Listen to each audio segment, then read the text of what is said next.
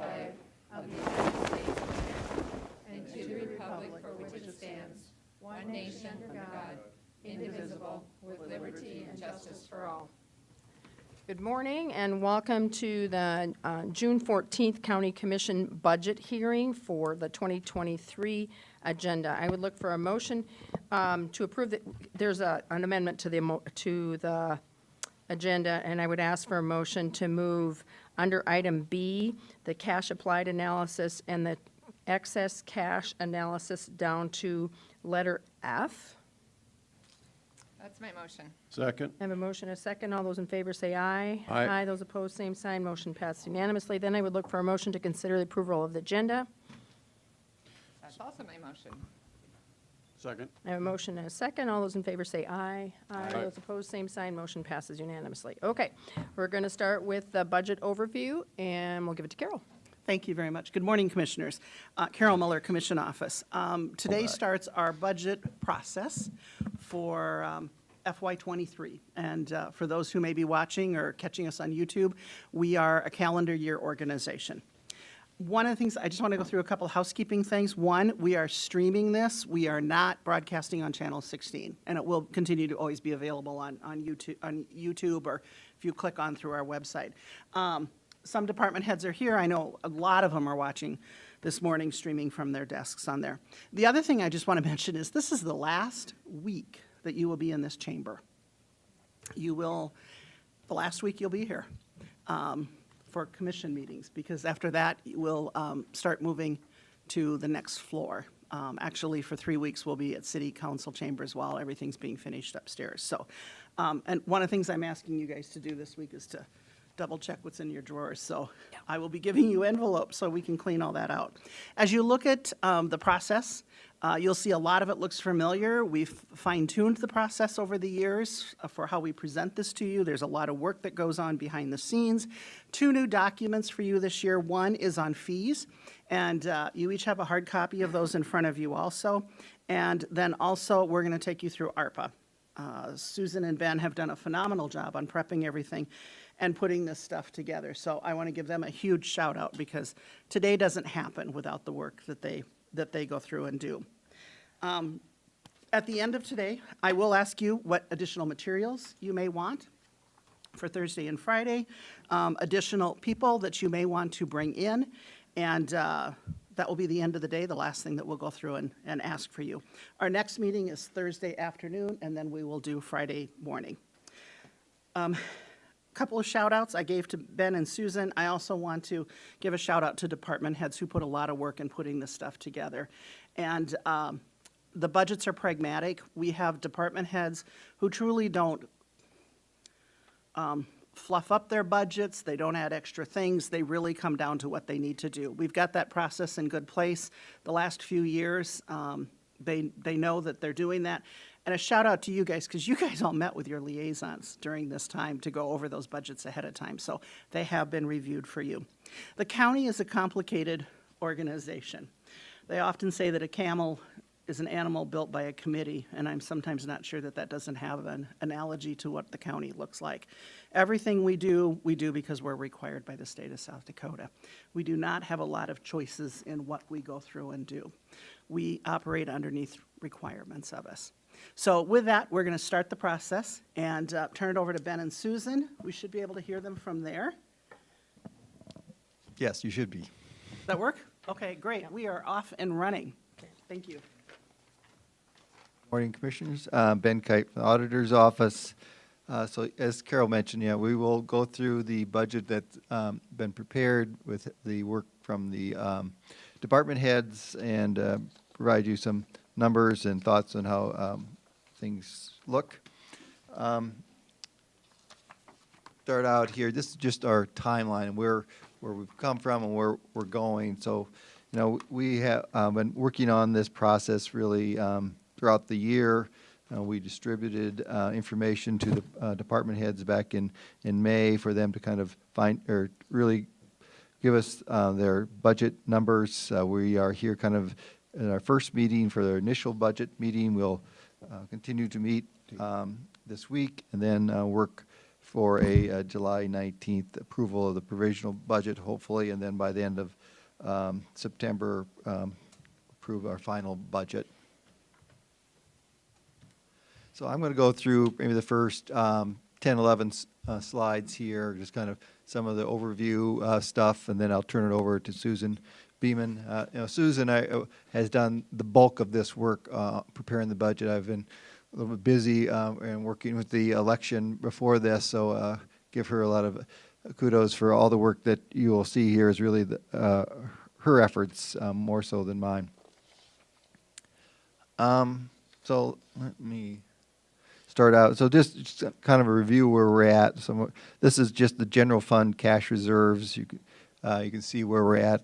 Right now we have about $35 million in cash reserves. I would just point out that as we've grown as a county, our cash balances have risen, but so have our expenses. So if we look at $20 million in a cash reserve, that really equals about 3 months of expenses, right? So it's the numbers, as we just grow as a county, that number just needs to be kind of compared to where we're at in expense-wise. So, but anyway, we do have a healthy cash reserve at this point.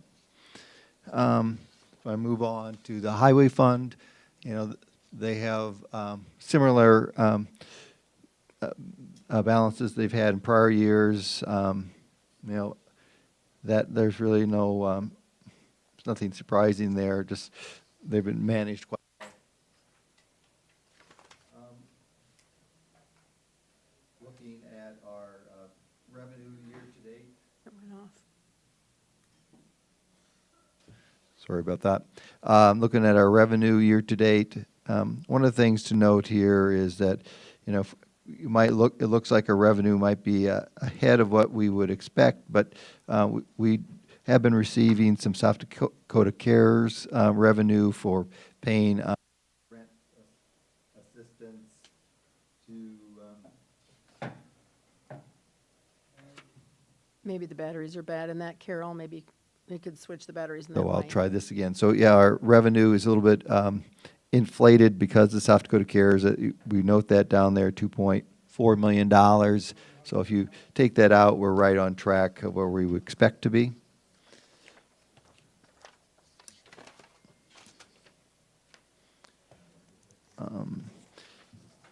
Then looking at our current taxes year to date, we are, tracking very closely to what we have received last year. I mean, in percentage-wise, as a total budget, we're received about $26.6 million, right at what we had received percentage-wise from the prior year. And then looking at our other revenues, again here, this one is inflated somewhat through that South Dakota CARES. That is adding about $2.4 million to that, but tracking close to what we would expect it to be. Then looking at our year-to-date expenditures, again, we've got some items that are kind of skewing the numbers a little bit.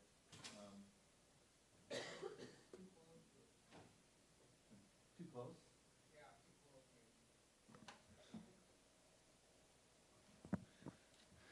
All right, try this. So our year-to-date total expenditures are,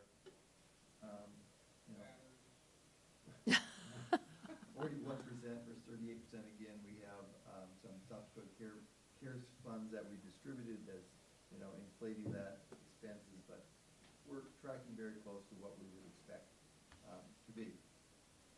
Let's look at personnel expenses year-to-date. So here we have a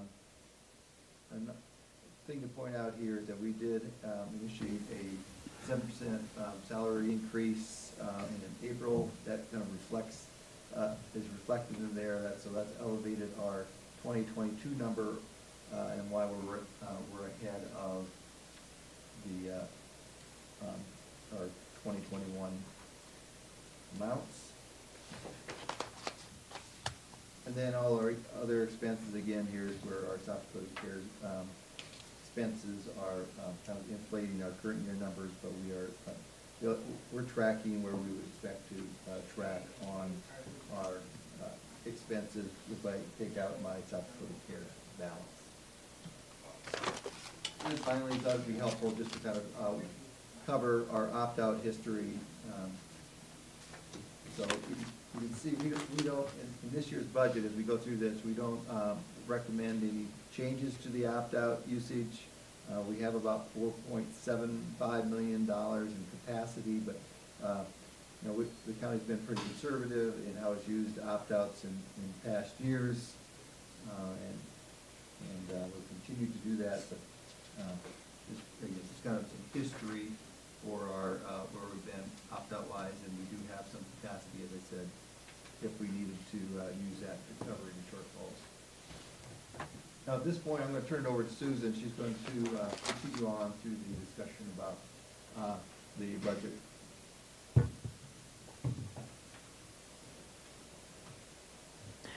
Susan, do you want to sit at the desk up here? Oh, there's Tyler. We'll see Maybe if he- this works, and if it, does it, It's working right now. okay, well, we'll go with this route. If it stops working, and then I'll just move over, Okay, okay? thanks. And I will add in real quickly that we are not using these mics upstairs. We're getting brand new. Yeah, everything's going to be new upstairs, stuff that works. Yeah. So this is our general fund revenue slide. It is our total revenue that we have seen. I'll just point out a couple of pieces. The 2021 numbers are actual revenues that ended the year.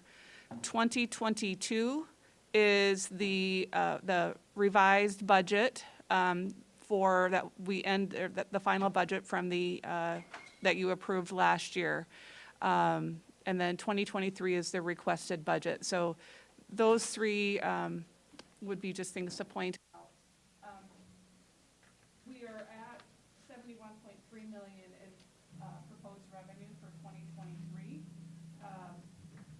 Before we go on from this, I just want to point out two things. One, the total bar at the top.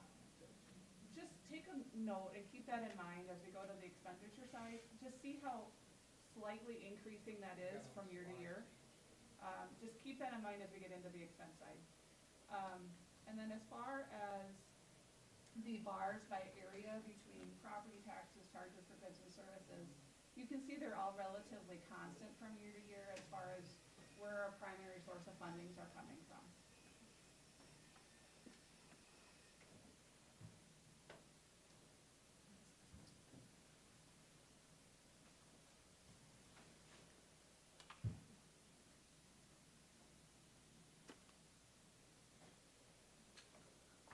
We'll see if this works better. This is our property taxes to date. So the 2023 proposed budget is around $52.3 million in property tax revenue. Our opt-out, as you can see, we are leaving at the 2022 approved amount of $11.375 million. We have not increased that opt-out since the 22 year when that last additional opt-out was included. So everything you see today for property taxes will keep that opt-out at 22 levels, but obviously part of our discussion today. As far as back taxes and interest, those usually remain fairly constant, so you're not seeing much change in that level.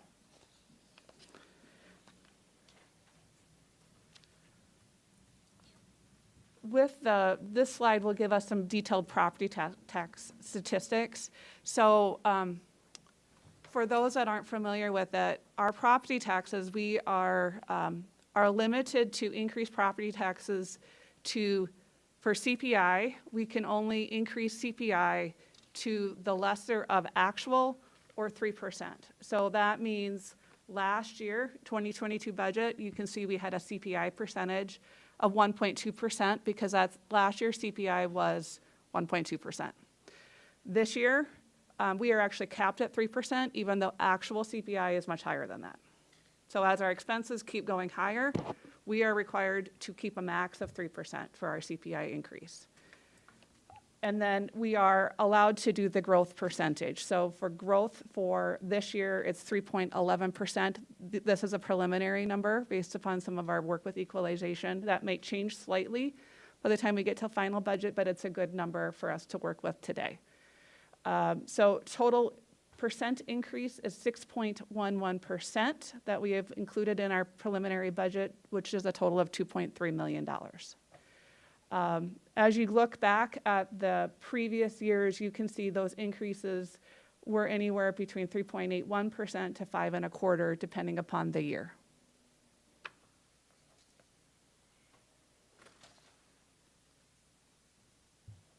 At any point, if there's questions, just let me know and I will slow down.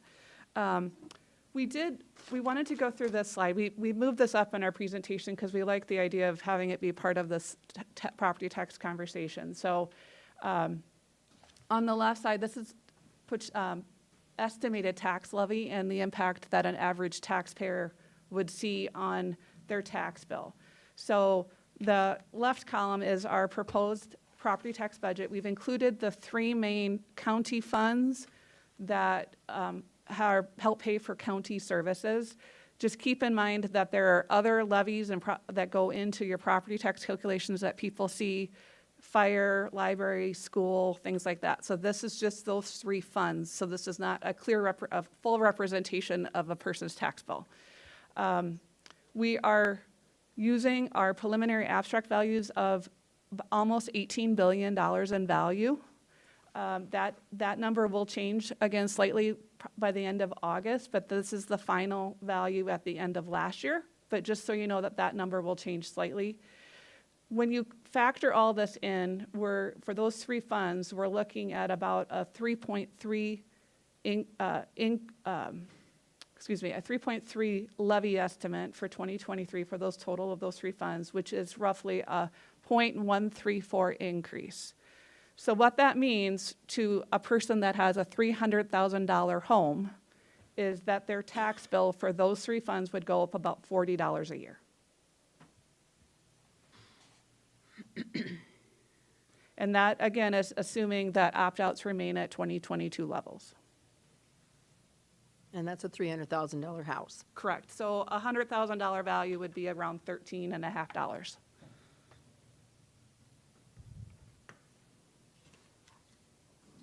Okay.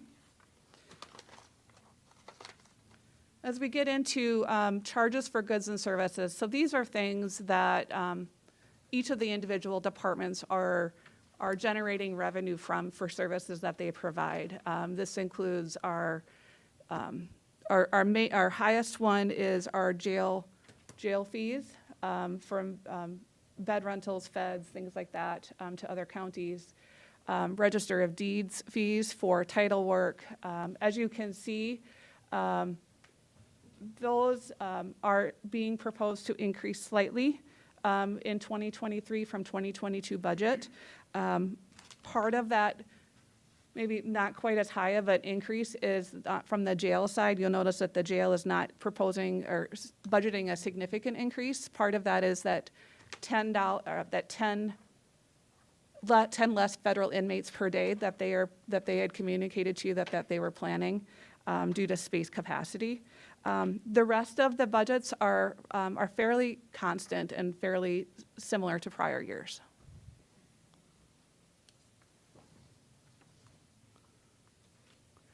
Intergovernmental revenue are sources from other, from the state, from other agencies, from city, things like that. You can see we are proposing a slight decline of about $500,000 in that area, and two main areas that are causing that are bank franchise tax as well as telecom fees. So both of those fees are things that we get distributed to us from the state. We don't have a lot of control over those funds. We don't have any control, actually. And with the bank franchise tax, that revenue can go up and down. With the recent sale of Great Western Bank to a Montana bank, we are budgeting about $500,000 less than bank franchise taxes to be conservative. But just from a scope perspective, over the last 10 years, we've seen That revenue anywhere from $600,000 to $2.5 million. So budgeting about $1.4 million for that is a $500,000 decline, but we feel at this point that we need to be conservative in that number just based on what we know today. And then with the telecom fees, those are also going down because the state is collecting less fees from their providers based upon cell phone usage and things like that. So there's less dollars coming into the state, which means we get less funding coming to us.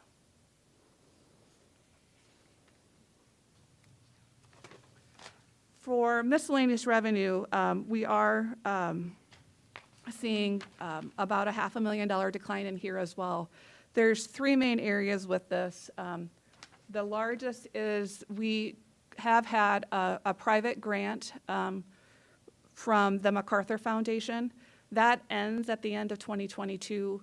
There is a very good chance that we'll be having a next wave of that for 2023, but that has not been approved yet, so we have removed that budget, both on the revenue and expense sides from everything you're seeing today since it's not been finalized. And this is not there's the original MacArthur grant, and now there's a newer one. This is the original one.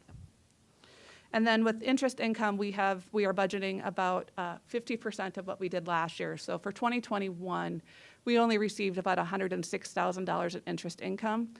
We had budgeted $200,000 for 2022. With the market the way it is and interest rates not giving us a return, we brought that back down to that $100,000 level. Madam Chair? Susan, on the MacArthur, the expense side, were there positions? There were no positions Okay. funded with that grant. It was contract services and through USD Okay. and some Good other to know. things. Thank you. Yep. And just as a point of clarification, there were positions originally, but they have come off. I think the last ones came off last year. Correct. So- There was nothing in 2022, no positions in 2022 covered by that grant. Thank you. The first one being the Safety and Justice Challenge, where we did some changes through the courts. Yep. Okay. This slide are just a recap of our fines and forfeitures. Again, it stays fairly constant. These are mostly fines and forfeitures related to the court system. We're for budgeting around $273,000 for 2023. License and permits. We are seeing fairly stable numbers with that. You know, we are budgeting about $379,000 in 2023 for licenses and permits. For the most part, everything's pretty similar to prior years. The only one I'd call out is cannabis revenue is a new license that we will have that will bring in about $30,000 a year. I'll point out that for 2022, you'll see that the number there is 0 for that, mainly because we didn't budget for cannabis revenue in 2022 because those fees weren't set till after budget was done.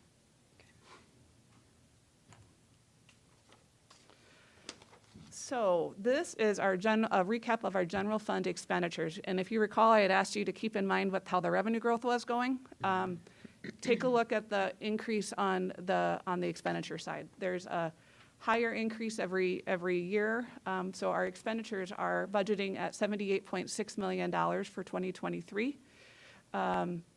Again, the breakdown between the categories, between public safety, general government, et cetera, are all very consistent with prior years. You don't see a lot of big fluctuations between the categories. Public safety still ends up representing about half of our budget. So very, very consistent from prior year.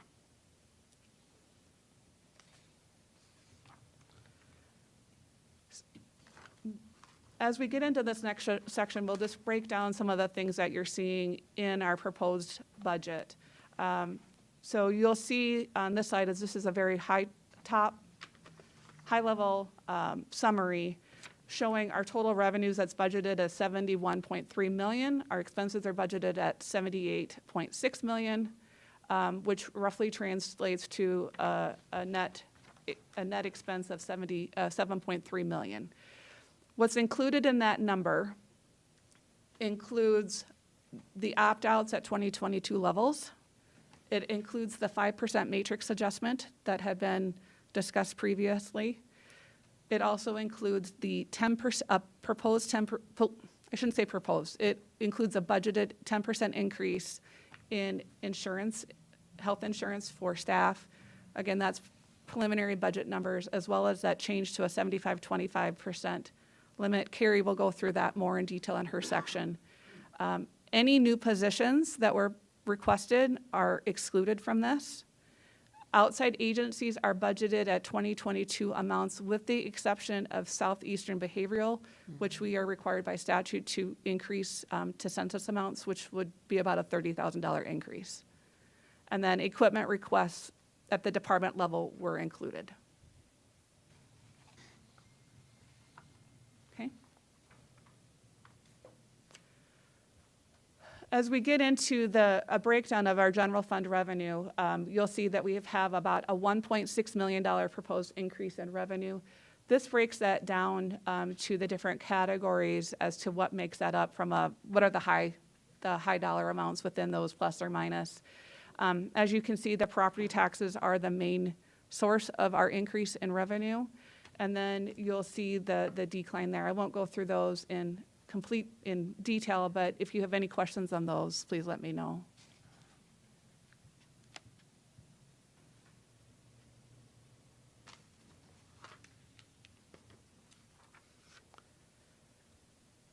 Moving on to our general fund salaries and benefits. So we are seeing a $6.5 million increase in expenses related to salaries and benefits. So the main increase, part of our increase to our expenditures is staffing. So that includes the matrix adjustment of 5%, which translates into almost 1.9 million. The step increases that the majority of our staff receive on their anniversary date is 981,000. The benefits for FICA and retirement that obviously increase when our salaries increase, that's around another 825,000.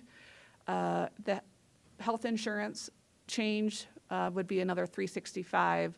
And then that other line really represents the main part of that 2.4 million is that 7% increase that was done on April 2nd. That was not part of your 2022 approved budget. That was an unbudgeted item that was approved back earlier this year. So when we compare 2022 to 2023, that was not included in the 23 budget. So just to recap, that top line, year over year, we're up almost 14% in general fund salaries and benefits. Correct, and about half of that would be the increase that was done for the 7% back in April. Thank you.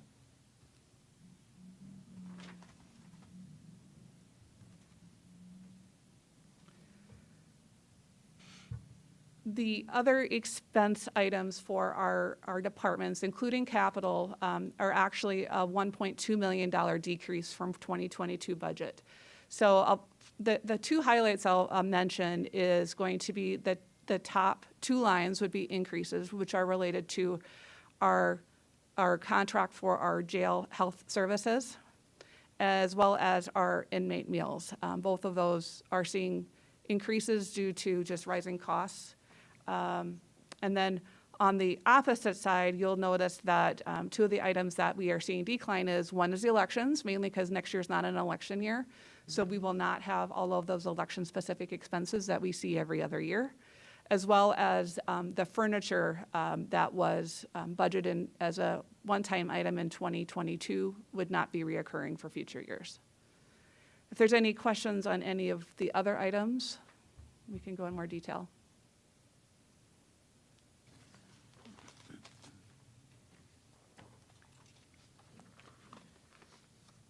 As we get into this slide, I'll note up front that this is just 5 of our funds. We have a number of other funds, and later this week we can share with you the other funds that we have, but these are the primary ones that have staffing and such that we wanted to discuss today.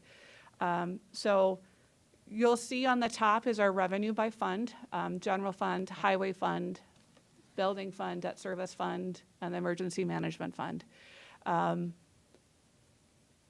of the general fund items we already have walked through in detail, so we won't cover that. I'll mention on the less 5% of appropriations, that is something we are required to calculate by statute, but it's also part of our calculation that when we talk about cash applied, where that number will come into play as part of that.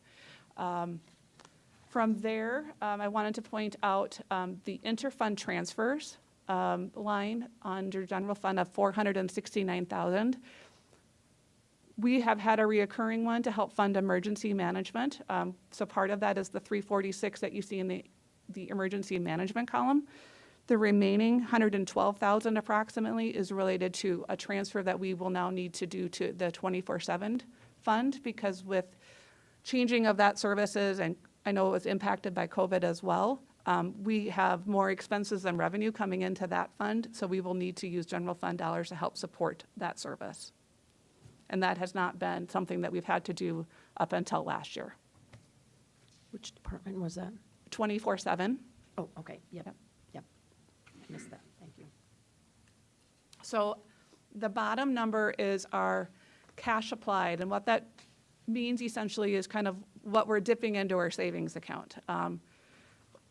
We have traditionally been comfortable with about a 8% cash applied rate.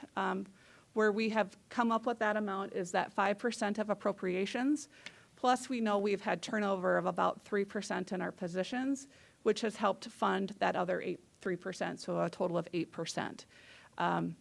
This $11.7 million for general fund is definitely over that, and we'll go through that in the next slide. For highway, building, and a debt service fund, there is a slight cash applied as well, and we can go through those in more detail as well. Any questions on this before I go forward? So for the cash applied, when I divide the 11.7 into the 79 million, it's about 15%, but you're backing out the cash applied to bring it back to 9? I think the next slide will help you with that. Okay, thank you. Yep. The top section is essentially what you saw on the previous page, just in less detail. So on the right, you'll see, on the top quarter, you'll see the 11.7 million. That is roughly a 15% cash applied. So what we wanted to call out, and where you're going to see in the middle of the page, is we do have some unique one-time funding available that will help cover some of these general fund expenses for this year. So potentially, we've added in this potential adjustment to appropriations. We've listed the entire 1.3 million of requested positions, knowing that still needs to be discussed. So you can see that as an adjustment to appropriations. From there, we currently are having all of our rental and utilities being funded with South Dakota CARES dollars. That's being paid through the state. It is something that we don't necessarily control when that stops. That's a state program that we are administering here. If for some reason the state stopped that in 2023, rental and utility assistance is allowable under ARPA. So that could be a source for funding those expenses for 2023. So that $1,095,000 is our budgeted amount in general fund for for rental and utility assistance. ARPA will also pay for burial assistance. It does not have to be tied to COVID. We just have to be able to show our financial need. The individual has to show financial need. That's budgeted at $300,000. So we could have funding for that. We have a number of things within our jail that can be covered with ARPA in 2023. That includes our UC2 salaries. UC2 is the area of the jail where any inmate that is positive for COVID, symptomatic, or has exposure is usually housed. So because those staff are responding to COVID, that we can have that be an allowable expense under ARPA. The booking nurse that was added to respond to COVID is allowable, as well as the mental health counselor that we added. So those approximately 1.4 million would be covered under ARPA. We are also allowed to cover any new positions added in 2022. under ARPA. So that's another $413,000 that our ARPA funding could cover. Any new hires that you approve as part of this budget could be covered under ARPA as well. So essentially that 1.3 million on the first adjustment is just essentially a net zero in this section. The one item that that is relatively new to this discussion is the reasonable salary increases. So we have listed about $2 million in here for this analysis. The final rule allows for reasonable salary increases to be covered under the ARPA funding. So the 7% increase that was approved earlier this year would be allowable to have that be covered under ARPA through the duration of the program as long as we had funding available. So 2 million of our salary expenses could be covered. 23, 24, and 25. So the 24 for sure, we have received 2 different answers on if 25 can be allowed. We are going to be submitting a question to the U.S. Treasury to get clarity around that because it's not definitive in the guidance. We have one CPA firm says, yes, we should be able to because your 25 budget is obligated by the end of 24. But we want to get clarity from the U.S. Treasury. And then we have listed in here outside agencies. If you were to fund all of the outside agencies' additional requests, that would be an additional $223,000 of expenses that are not in the current budget. So when you get all said and done with these adjustments that we can cover from ARPA or South Dakota CARES, you're down to a new cash applied rate of 6.4 million, which translate into about a 9% cash applied. But I want to caution that most of those are ongoing expenses that we are using one-time funding to cover. Commissioner Brendan. And that's just the point that I want to make, that people don't lose sight of here. While this is all allowed under ARPA, ARPA goes away, and then all these chickens are going to come home to roost. And so we got to make sure we're keeping our eye on that. Yeah. It's very concerning to me. Yeah, when you look at the fact that our normal revenue is so small and we've already increased our wages because we needed to, there's going to come, we call it a cliff, there's going to come a cliff when we just can't afford what we have. And the legislators are not going to give us more money. And so it's going to come at this point from property That's on the taxes, next which page. at some point the people in the community are going to say no. And as part of our work later this morning, we will go through the ARPA expenditures that we've kind of estimated. If the year 25 is allowable for operational expenses to be determined, we have estimated that the majority of the 37 million would be covered without adding any new positions this year. So we'll go through that in more detail, just so you have that for your review and understanding. But there is ARPA funding available to cover and help us fund that larger cash applied than what we are comfortable with. But again, that money goes away, but most of these expenses are ongoing. So just want to call that out. Thank you. So from there, we wanted to talk through the cash, excess cash analysis. Ben had shared with you where we're at from a cash perspective.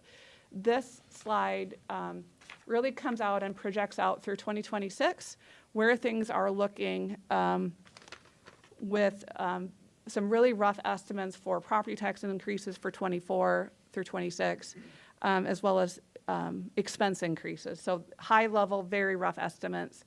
But this is before we use South Dakota CARES or ARPA funding to cover those deficits. So as you can see, the line, the blue bar is our revenue. The bar on the right for each year is our expenditures. So you can see our expenditures are higher than our revenues, and you can only do that so long before there's a cash issue. In this analysis, we have increased opt-out to the additional $4.75 million in 2024 just to show that additional 4.7 million coming in '24. But as you can see, that blue bar that peaks at the top, that comes down, continually declines. So that tells you that there will have to be an increase in revenue to continue with the expenses.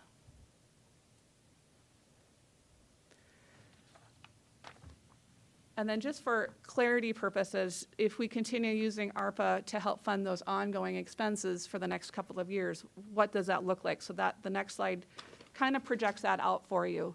It's the same story, except it pushes out the opt-out to 2025.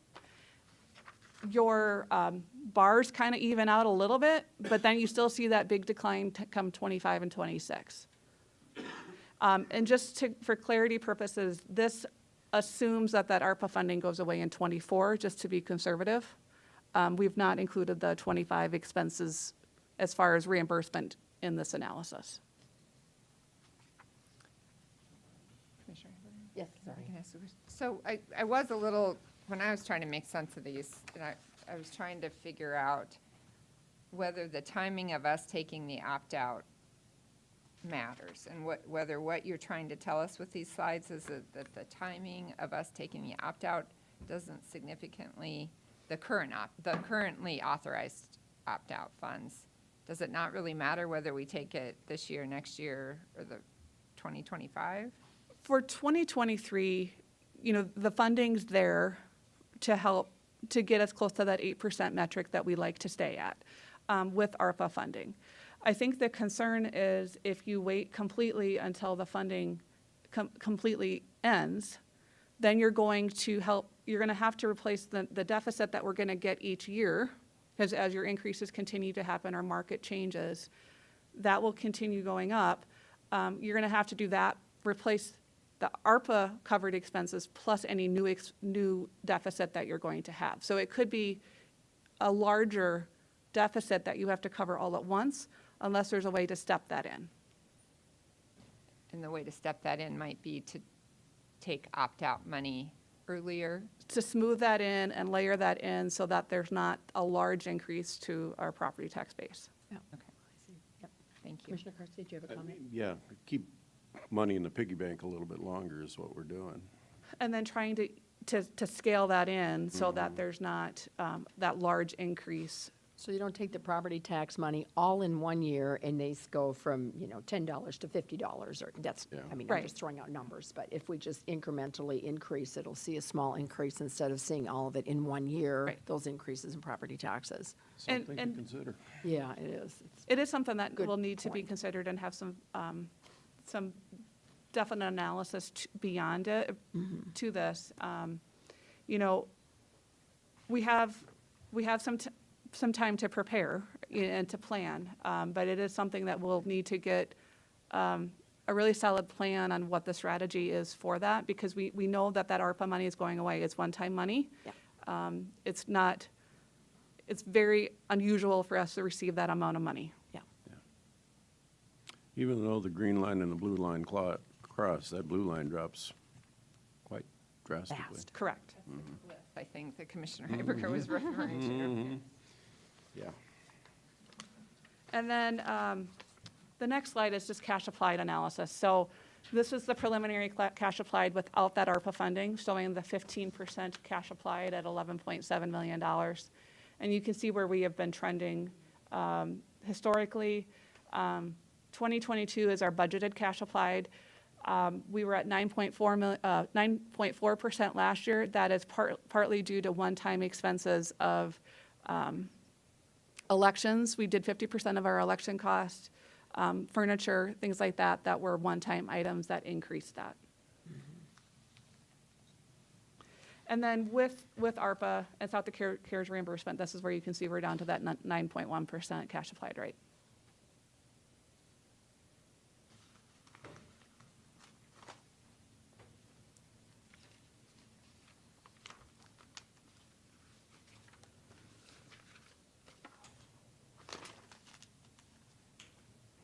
Any questions? This was our last slide as part of this overview. I have one quick question. Over the years, we've used grants from other resources to fund positions for a couple, 3 years or whatever. Do we have a spreadsheet on showing where those grants run out and where the continuation of the staff remains? Yes, Carrie Deaver will have that be a part of your presentation. Yep. And I think all of those positions are now, no, I take that back. There's some state's attorneys ones that still have some money from outside money. I know there's one for sure, but I know Carrie has that on her slide. Yep. Okay, thank you. Anything else on this part? Otherwise, we'll move on to the next, which we said we did means of finance, we did recommended cash apply, did we? Yep, that was this. Okay, and then, so we're on to Carrie, which is Human Resources. And we're almost on time. We're actually ahead by 10 minutes.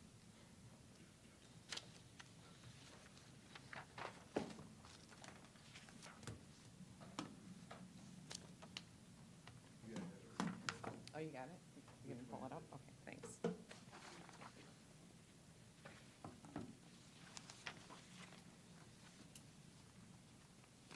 Okay, good morning. Carrie Deaver from Human Resources. I'm going to take you through some of the personnel and staffing impacts for the budget for the upcoming year. On the first slide, what you're seeing is a recap of information you've normally taken into consideration when we're looking at what type of adjustment to make to the pay matrix. Couple things to point out on this. Anything that's grayed in the column under 2022 isn't set yet for 2022. For example, national and Midwest CPI is still being measured. What you're seeing there is an average of what the first 4 months were, and I think we're all aware that that's trending closer to 8.6 and 8.8 right now. Same thing in the employment cost index. Those are a measurement of 12 months back. And then I'm giving you salary structure increases from our comparable entities, which we typically look at each year as well, and then what we're seeing for minimum wage increases. Some of the points here is, as you know, these numbers are far higher than what we've seen in past years. And the difficult thing is I think a lot of entities are grappling with what we have too. What do you give for increases in this kind of market? Where we used to all sort of cluster around the same area, we're seeing much more variety in the percent of increases that people are giving. We always try and get a sense of what other entities are adjusting for in 2023, but of course our comparable entities are going through their budget process as well. We don't have those numbers. What I'm hearing informally is anywhere from a 2.5% to an 8.5% adjustment. We do know what the state is doing for 2023 since their year starts on July 1st and they're looking at a 6%.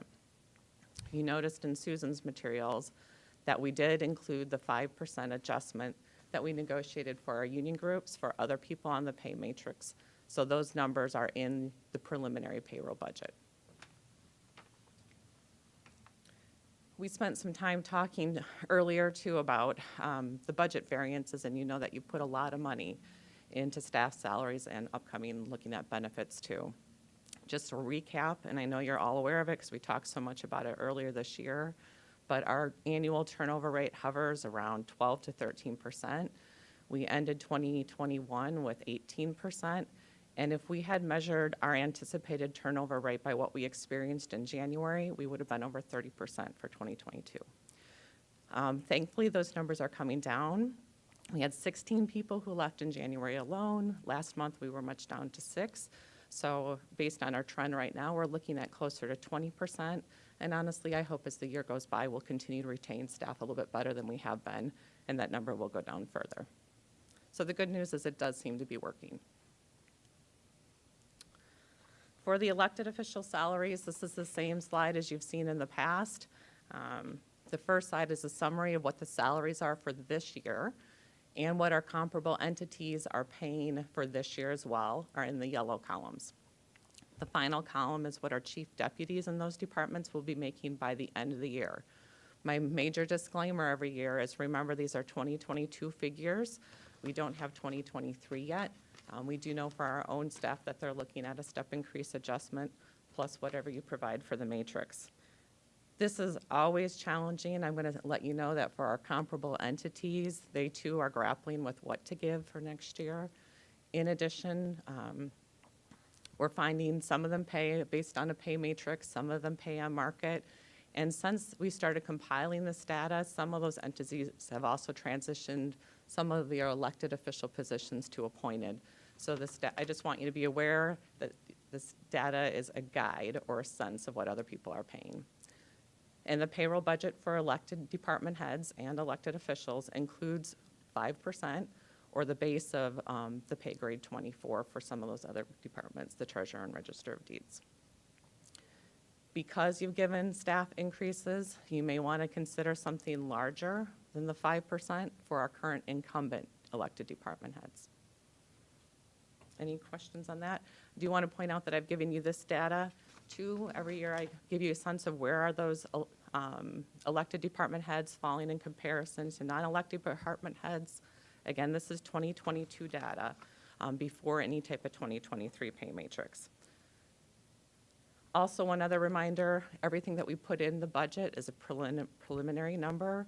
You remember that you usually talk about this at the end of year. Elected department head salaries are set by resolution, so there will be another conversation later in the year where you actually determine the salaries and the base salaries for 2023. So when we do elected official salaries, I think last year during budget season, we just picked a dollar amount or a percentage amount, put it in a kitty or whatever, a line item, and then we discuss it at the end of the year, and then we at least had money available, and we could make that decision later, because I think there's variables, and we'll have a better idea where the budget is. And since we don't have to do the resolution until the end of the year, I'd be even in favor of just putting a dollar amount in there or a percentage, and then move on from that one, and it doesn't have to be a discussion now. And I don't know if you want to talk about that now. I was thinking we were actually not just doing an overview today, that we were going to make some decisions, but I would suggest that we consider putting 10% in there. That doesn't mean that they're getting 10% raises. That just means that there'd be money available for us to figure out what they need to be. So I'll let you think about it. We can come back to that later.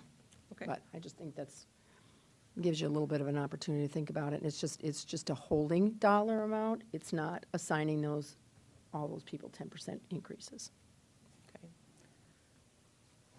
I mean, I'm fine talking about it. I'm not sure.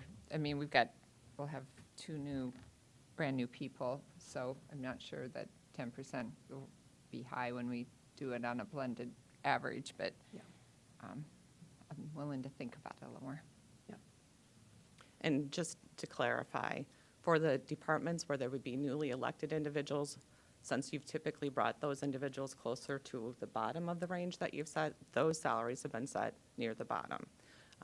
And it's only the 5% adjusted that was made for commissioners and elected department heads. Thank you. Okay, the next part I'd like to cover is the health and dental insurance. Again, very similar format to what you've seen in the past. That top chart just shows you a summary of the plan year. And again, this is health and dental. The total cost of the plans each year after stop-loss reimbursements. I'm giving you a sense in the third column of the percent change over the previous year.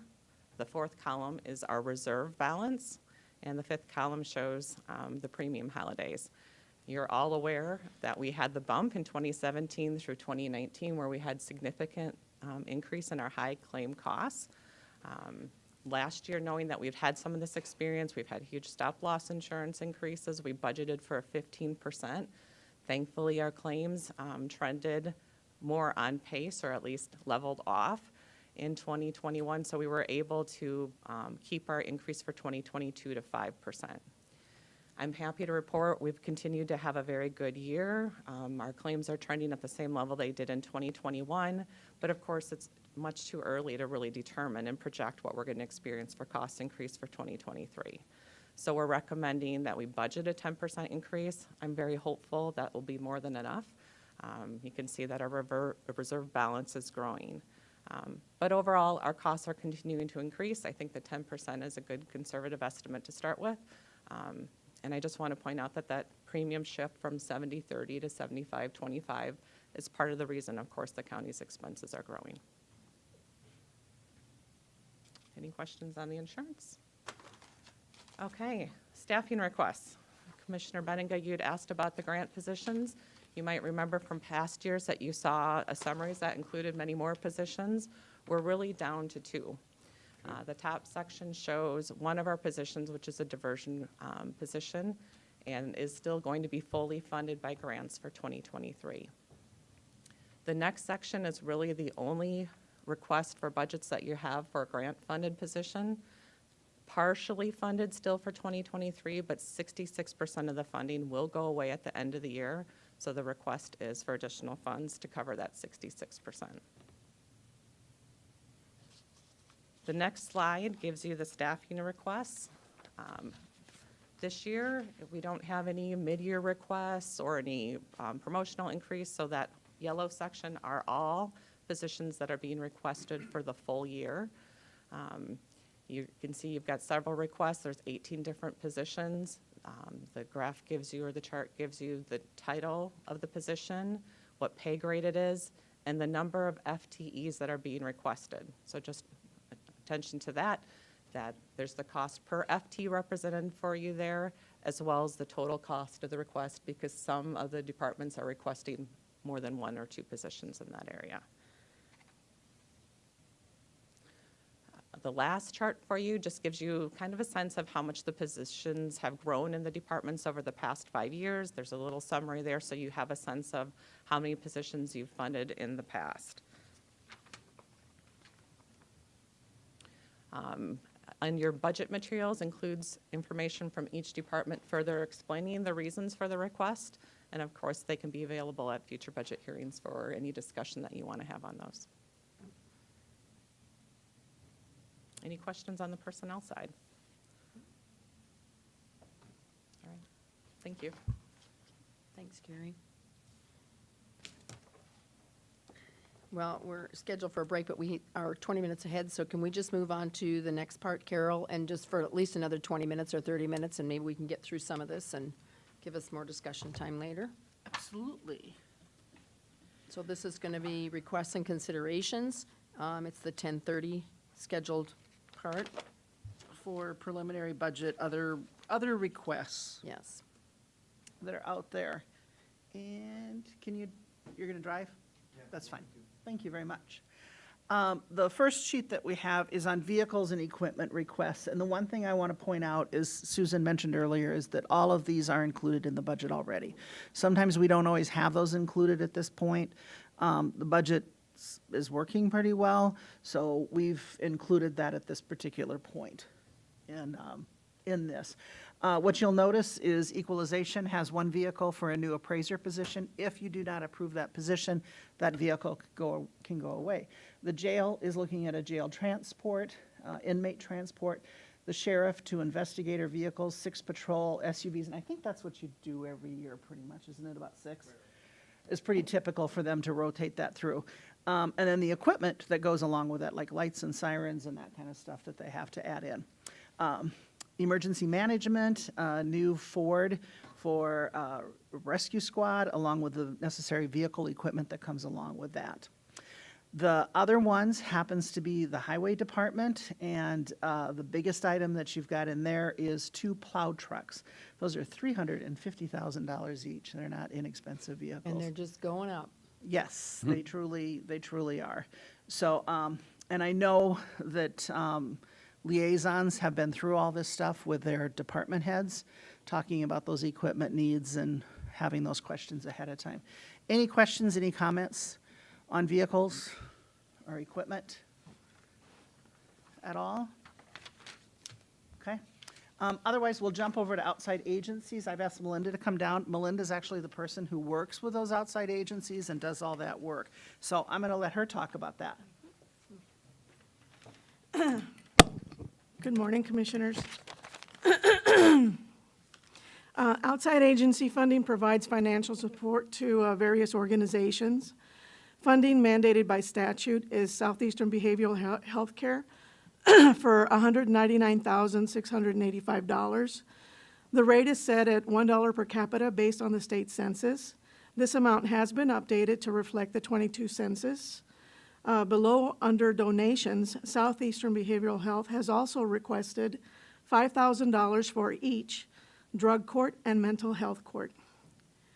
Fund amounts for organizations under contract are $47,000 to Sioux Falls Area Humane Society for management of strays and other animal control-related issues for Minnehaha County outside of the city limits. $25,913 to Southeastern Council of Governments for annual membership dues to help the county with grant facilitation. $250,000 to the Sioux Empire Fair Association, a $100,000 increase for management for the annual fair and other year-round activities. And just a note, Carroll Institute is listed on that sheet. They did not request funding for IVC housing for fiscal year 22 and fiscal year 23 since the opening of the Link Triage Center, which provides detox services. Donations from general funds. Budget requests were submitted at the end of April. Organizations were given 4 weeks to submit a packet which included an application seeking funding, financial information, and a list of current board members. Organization requests are as follows. Agribusiness for $2,500. Ambulance service providers, $75,000 to each. Del Rapids, Garrettson, and Humboldt. Jasper did not apply. Children's Inn for $114,120, a $23,085 increase. Historically, there has been an understanding that Minnehaha County will provide support for the first night of state. Note below that they also received $27,586 from the Domestic Abuse Fund. Compass Center. The funding for the Family Violence Project was redirected in 2020 to Lutheran Social Services. However, note below that they will receive $13,793 from the Domestic Abuse Fund. They did request $55,000 to support their other programs, counseling, victim advocacy, education, and prevention. The next is Forward Sioux Falls for $5,000, a $2,000 increase. Glory House for $30,000, a $24,900 increase. Previous years have been approximately $5,000. Helpline Center for $4,000. Interlakes Community Action Partnership for $5,000, a $2,960 increase. Lifescape for $5,000. Lutheran Social Services, $35,700 for the Family Violence Project. Minnehaha Conservation District for $4,000, a $1,960 increase. Per state statute, the county shall provide additional monies required to operate and maintain the district. Sioux Falls Development Foundation for $510. Sioux Metro Growth Alliance for $15,000, a $9,500 increase. Domestic abuse funds, the source of the funds are marriage fees and divorce fees, not general funds. There's going to be $27,586, a 40% of the fund to Children's Inn, $13,793, 20% of the funds to the Compass Center, and $27,586, 40% of the funds to Family Visitation Center. Any questions? Questions for Melinda on outside agencies? Okay, I think we're done. All right.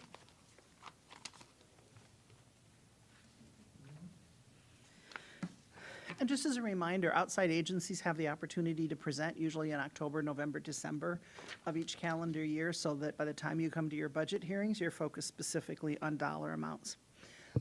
Just looking at the Minnehaha County Highway Fund, what we've been talking about so far is the general fund. It's the workhorse of our budget, and that's where we really do spend, 85–90% of our time.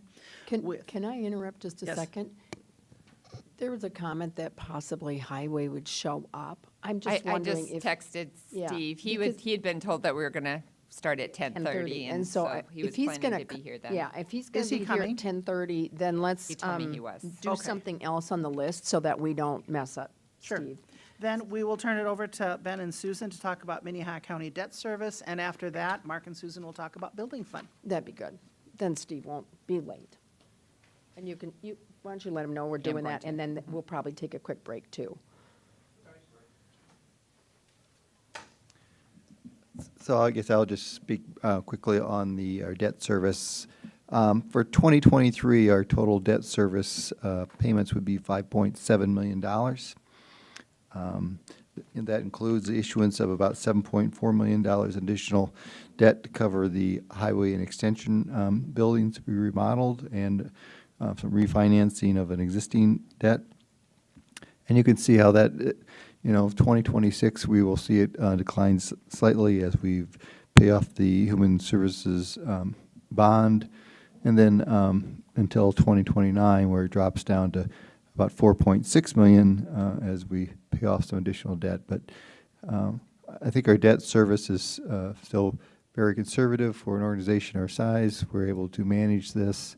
If I don't know that we have any other debt issuances coming in the near future, but we issued debt in this year to, as we mentioned, to pay the highway extension building. That's around a little over 2% for a 20-year bond. Today's rates are about twice that rate. We're probably, if you wanted to issue debt for 20 years, it costs you about 4% at today's levels. Whether it could continue to go higher too, but just some context to where we're at today. Any questions on the county debt service? Nope. Okay. Then I'm going to do the building fund.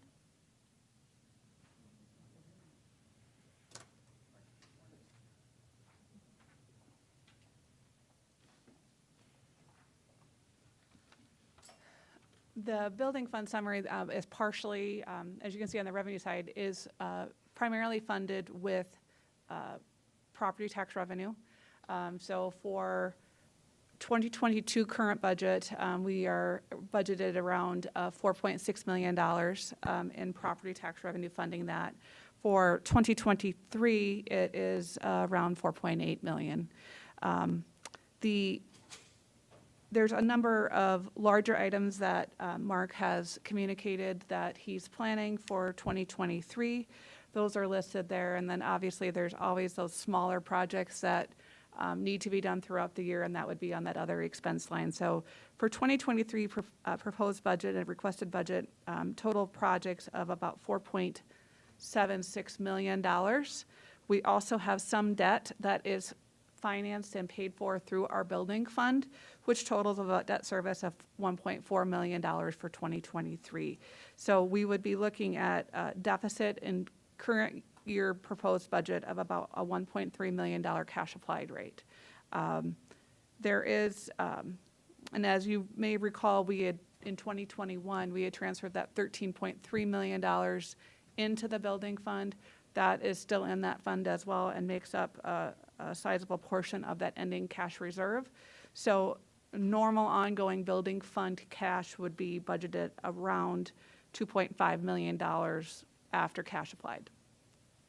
And Mark is available for questions if you have any questions or follow-up on the proposed budget.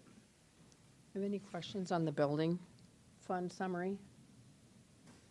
Okay, we're good. I think we can go on to highway then. Okay. If you don't mind, Steve? And when you're done, then we'll maybe take a quick break. We do have Monty here, so we can continue to move on after our break. Yes, please do.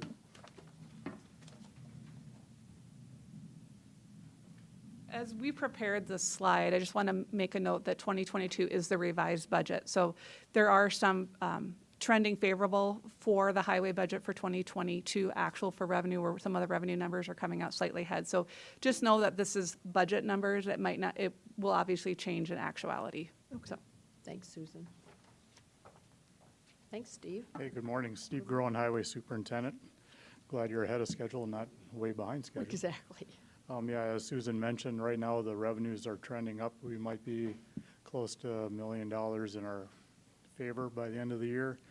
Also, it has all of our contracted construction listed for 22, but we did drop the Colton Road project, so there's 2.6 million, but we also added the bridge by Tri-Valley School for about $1 million. So I'm pretty confident that we're going to come in close to our budget number for this year, not the deficit as shown. Next year, we did our best at forecasting construction prices and vehicle prices, but as everybody knows, it's really hard to pin prices when they're only guaranteeing, the suppliers are only guaranteeing prices for 24 or 48 hours. So we're going to take another look later this summer at our pricing for our contracts for for our projects we have budgeted for 23, just to make sure we're where we're at. But we are sitting really well with our highway fund, and we're confident that regardless on pricing next year, we're going to be in good shape for several years to come. So your deficit line down here in your project surplus deficit line, you think that might be closer for this year to the $500,000 instead of the Yes, 1.5? ma'am. Thank Yep. you. And so then will that reflect the next year's too? Yeah, whatever we don't use this year, that just Right. reflects into our starting balance for 23. Great. Nice to have good news. Yeah. Any questions for Steve? If I may, Yeah? how's Veterans Road looking? We're hoping to start next week. Cool. So Great, there's a thank lot you. of back and forth, but I was glad we were able to come to agreement, and our goal is still to have a grand opening ribbon cutting on Veterans Day. So, Wonderful, wouldn't that be Excellent. nice? Yeah. That'd be really nice. Okay. We have gone all the way down to item 6, so can we take a 10-minute break, which would be, according to my watch, at about 25 after? If you'd come back in at about 25 after, and we'll start back up, and we will have Monty, which obviously is quite a bit earlier than we anticipated, so hopefully we'll have some time for some discussion at the end of our agenda. So, everybody okay with that? Give you 10 minutes.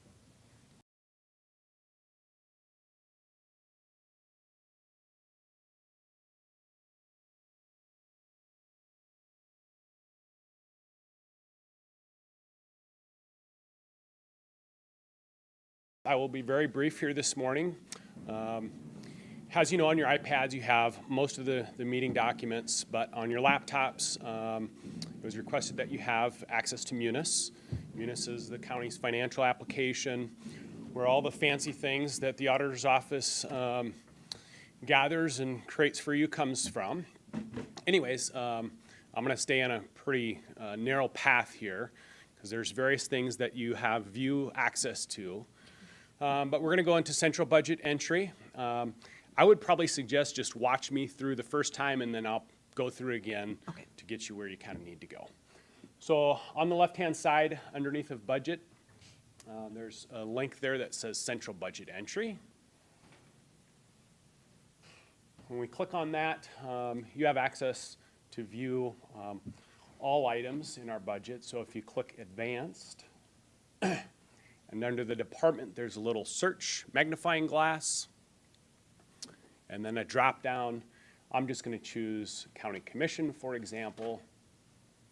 Okay, and okay. This, for example, would be the County Commission budget. And the hyperlinks on these, if you click on them, will take you deeper into. And you can see here we have the 23 requested in the first column, and then previous year budget and expenses and whatnot on that screen. If you need to start over, I would recommend not closing that top left tab because that's kind of your starting page. So you could just close the new tab that we opened, and again, you could click on Central Budget Entry, and then again, Advanced, and then by the department is where we did the search. If you use the back arrow key, will we mess things up? Yeah, here, it doesn't even give you one on this particular Oh, okay, page. okay. Some it might. For the purpose of this, probably best just closing that. Or you could click on Advanced again, and you could do a search for a One more. different department. Okay. Yep. If you have questions as we're going through this, or if you get closed out, no big deal. Just wave your hand, and I'll come help you. Okay. You guys- Questions? Do you want to just try it quick, people, and see if you can find it? Oh, it's easy. All right.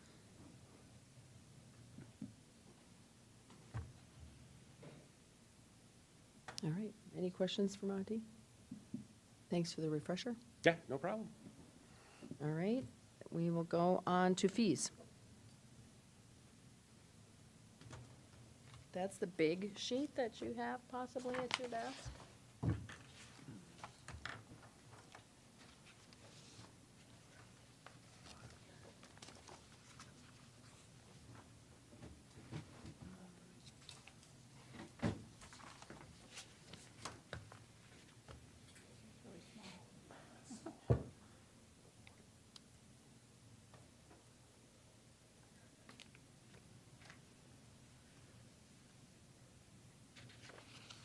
sure everybody can read that.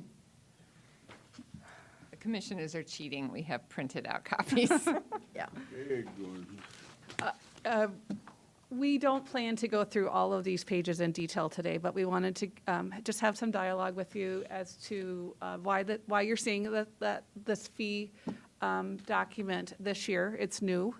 As part of our budget process, as we were talking through, beginning of 2023, of 2022, we had done the 3% matrix adjustment along with that 7% increase in April. We really felt that we needed to look at our county revenue streams other than property taxes to make sure that our fees are set correctly. How many of them have been set for a number of years and that we haven't evaluated increases as our costs have increased. So the purpose of this was to just get every department thinking about their fees and to put it down on paper for review and evaluation. We have not provided direction to any department that they have to increase them. We have just asked that they all prepare this exercise, consider if anything needs to be increased, as well as have dialogue with their commission liaison to just have that dialogue on where things need to go. So I'll kind of walk through the auditor's part of that, and if there's questions on any of the other pages that you want to go in more detail on. I know some of the department heads are here today. They might be available for questions today, or we could add that to our Thursday agenda if you would like more information and more detail. Using the auditors section as an example, you'll see that we have alcohol licenses, as you're all well aware. Some of these you can see on the first line, in this column, the fourth column on the left, we wanted to know if it was state set or county set. If the state sets the fees, we don't have the authority to increase. It would require conversations and legislation that appear to have those be increased.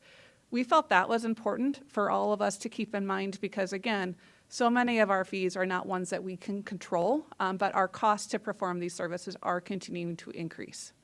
So for alcohol licenses, because our number of liquor licenses don't increase, the cost every year that the revenue that we receive stays fairly constant at that $25,000. And then on the right here, we've tried to put some dialogue as far as just what those fees are, so you have a sense of how much we get per license. The liquor fees are really set by the area of where they're at. So if it's in a smaller community, the fee might be a little bit smaller than if it's near Sioux Falls. And then for this one, this is the county special event licenses. So we set that. Ben had recently come to the commission asking for permission and approval to raise those fees slightly. So this is one that we have evaluated that we feel that increase was needed, which you have approved. Like I said, I'm not going to go in detail on any of these unless you have pages that you want us to go through and look at. But really the intent was, are we increasing our fees to coincide with our increasing costs when we have the ability to do that if it's appropriate to do so? Yep. And so I think for departments that have them, like you mentioned, it's good that they go back to their liaisons. This doesn't have to be done during budget season. Just, it'd be nice if we would evaluate these this year, and if we can make changes, great. You know where they need to be changed. So. Any other questions? Commissioner Bender? I would particularly, because he's not my liaison, but it looks like planning is the area where we have pretty much complete control over planning fees, and a lot of those fees have not changed since 2004, 2005.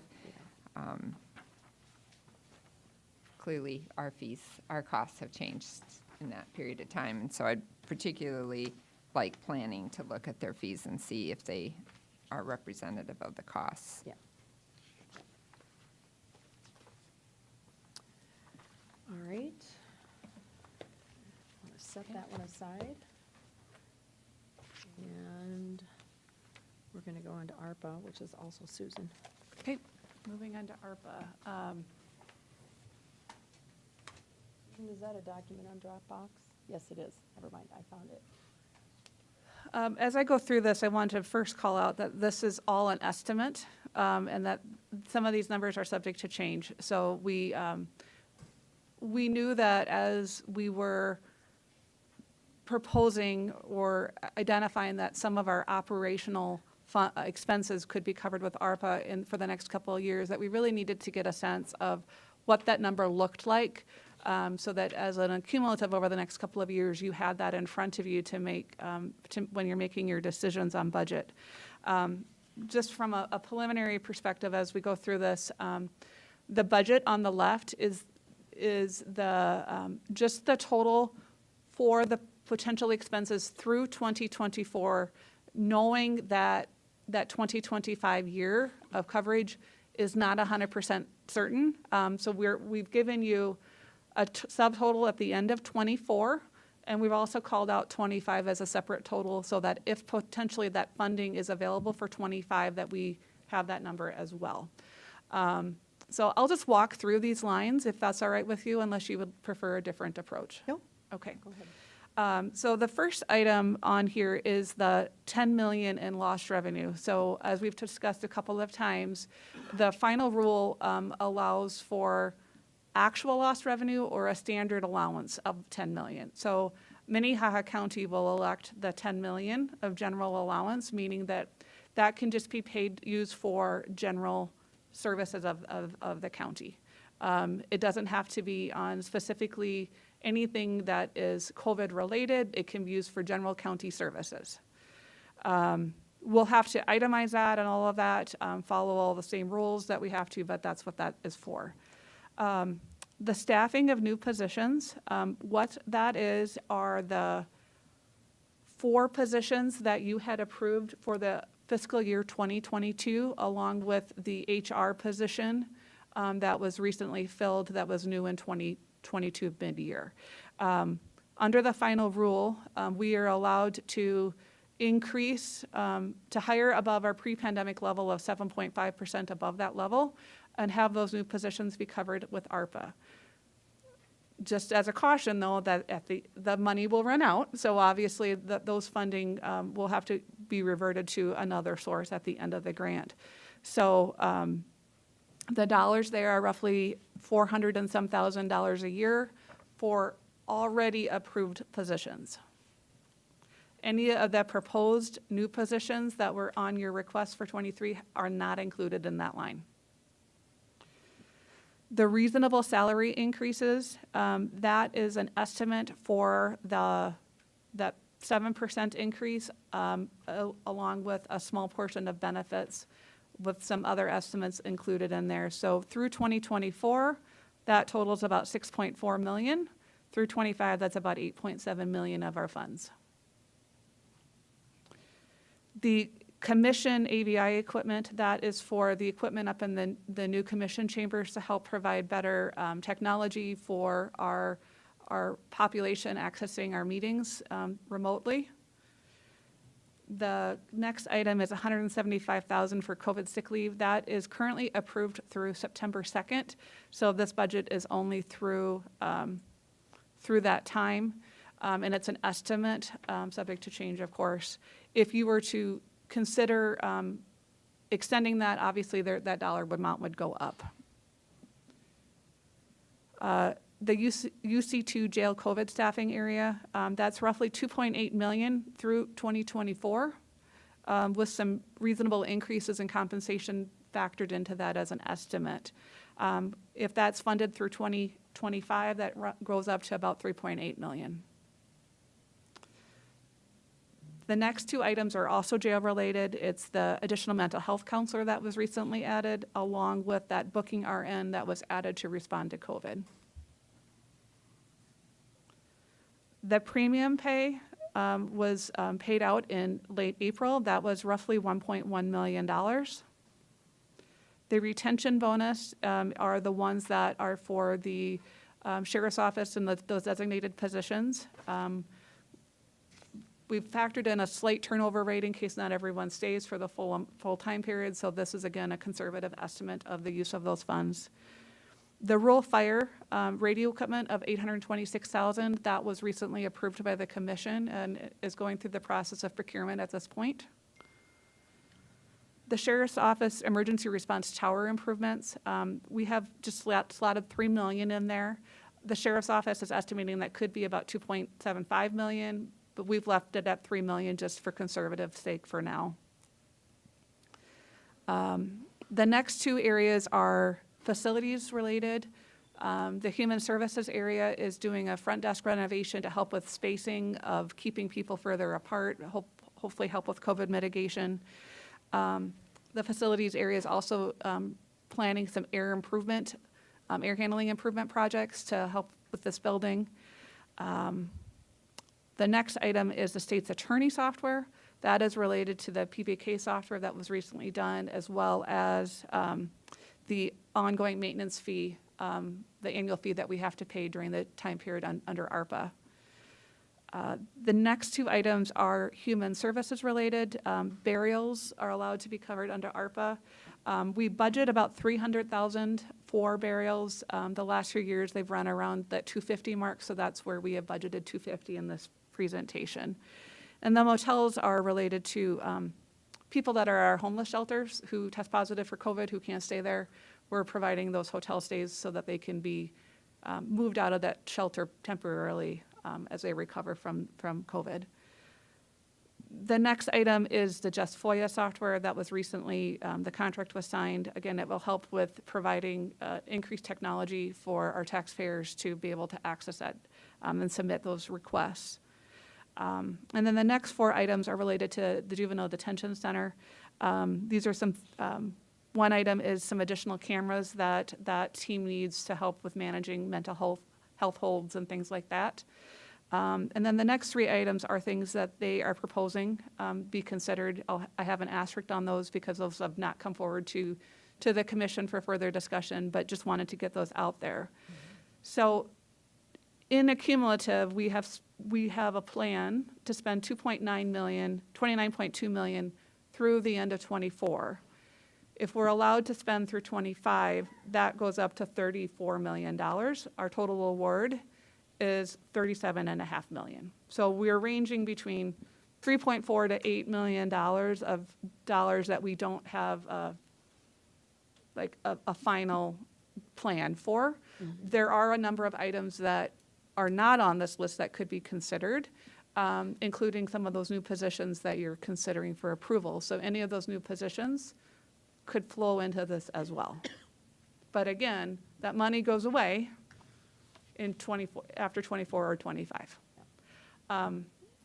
What I do want to show you down here is just this recap of ongoing versus one-time expenses. So you can see by the end of '24, what we potentially could cover it under with ARPA is roughly $4.8 million of ongoing expenses that we would be covering with ARPA, that when ARPA ends, has to come back into the general fund to be covered. And that's without any new employees right now. So that's without basically, any almost new employees. $5 million will end up on our general fund plus new employees. Correct. All right, questions for Susan on ARPA? Again, this is just a guesstimate of where we're going. Yeah, it's subject to change, and like I said, there are a number of other things that we have talked through that could potentially come on the list. They have not been discussed further, so we have not added them on there. And as with anything, there are always new things that come up, so there could be some things that we don't even know about yet that could be added to this list. Yep. One-time expenses. Correct. I think it's interesting that back in November and December, we were talking about what are we going to do with $34 million, 37. Yeah. We can spend it all ourselves just by trying to make sure that we're going forward. Commissioner Karski? I'm going to go back to further, or to the beginning of our presentation. When you looked at, the chart that shows the increasing revenues, do you remember what type of growth you allowed for in CPI and property? For 2023? No, for 24, 25, 26. I used 4.24%. Okay, so a combined for the two, Combined. so about 2% for each. Correct. Okay. And maybe just for everyone that maybe isn't as well-versed in property tax increases, we do not get that on opt-out. So the opt-out stays constant, and it does not increase with CPI or growth. Right. Thank you. And expenses were 5%. Oh, okay. Yeah. Okay. Okay. Any more questions? Historically, has that been pretty close to it? The 5%, I think when you factor in that compensation increases are the largest part of our increase to our budget, it has historically depended upon what that matrix adjustment is going to be. Okay. Okay. We have done all of the presentations, and we're a little more than an hour ahead of time. I would suggest that we start some of the discussion parts that we can do. Do we want to talk about what we feel is reasonable for a cash applied? Do you want to start looking at what you want to take out of the budget? I think since we already have our salaries figured for the next 2 years, we don't have to have that discussion, and so maybe we should start with what we are comfortable with for a cash applied discussion first, and then I think that's how we've done it in the past. Am I correct? Commissioner Karski?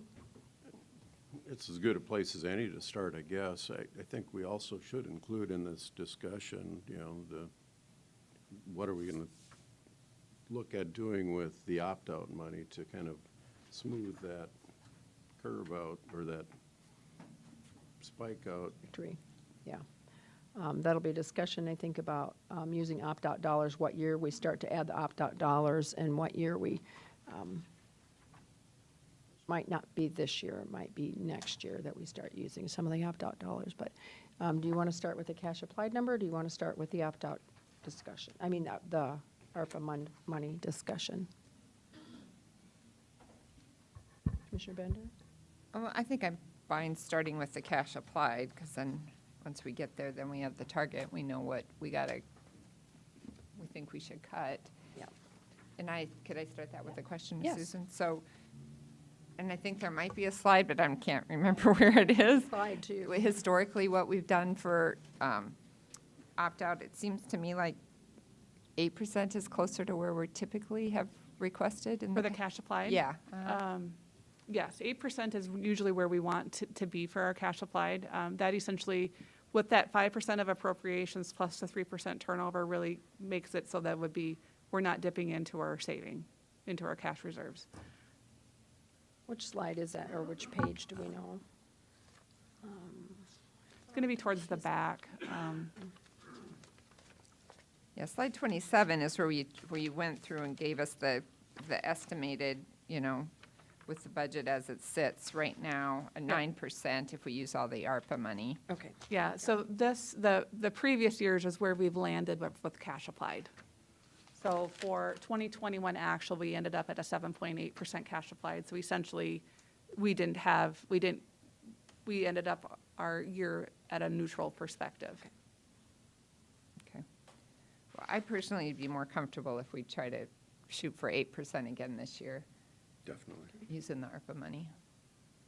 Susan, can I ask a question on your estimated ARPA expenditures and the lost revenue side? Yes. You had $10 million for the remainder of 2022. Is that projected in your graph? I have not factored that into here as far as that cash coming into here. That is not included in this. Oh, okay. So that would be also an additional part that we could use to help layer in, and there as base to layer in that opt-out and kind of layer that in as far as extending it in so that there's not those steep increases. So that's part of that, could be part of that discussion as well. Okay. Thanks. Would Okay. be my recommendation that we include that in the, quote, the spike solving relationship spike. that we need to discuss. Excuse me. This one here, so it add another $10 million to, Well, it has to be spent by 2026?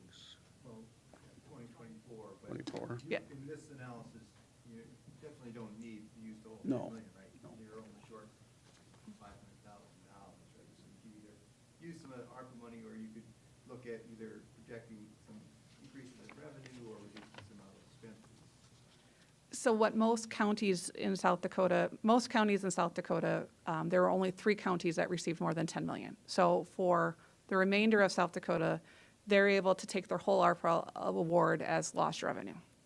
And what I've heard from my conversations with the Department of Legislative Audit, most of them are just using their salaries for running their county as part of that. We need to be careful how we do that due to other grants and things like that. We have to make sure that we don't double dip and count that salary twice. So that's part of the carefulness that we'll have to manage.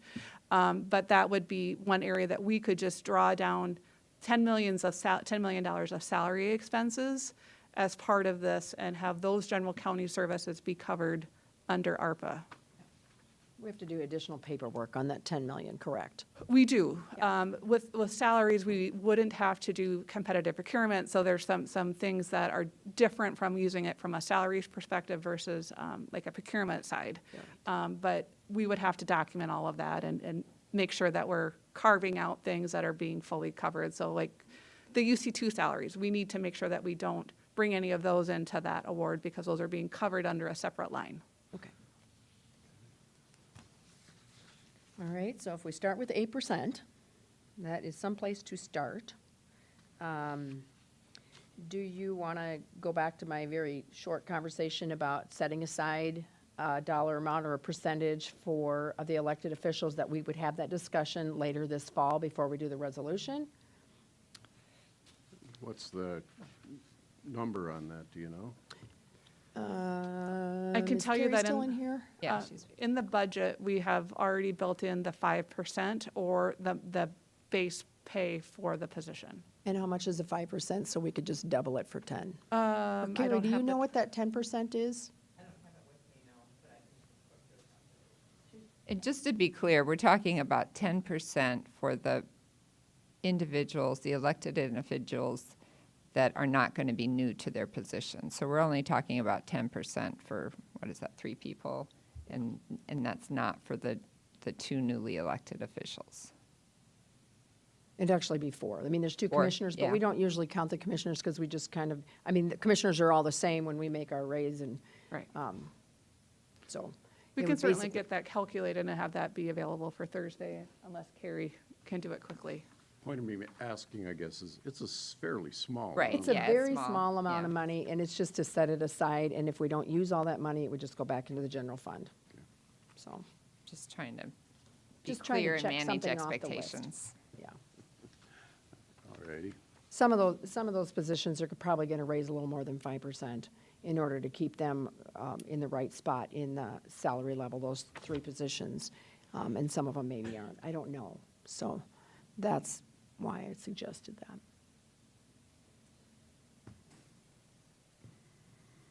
Oh, here comes Carrie.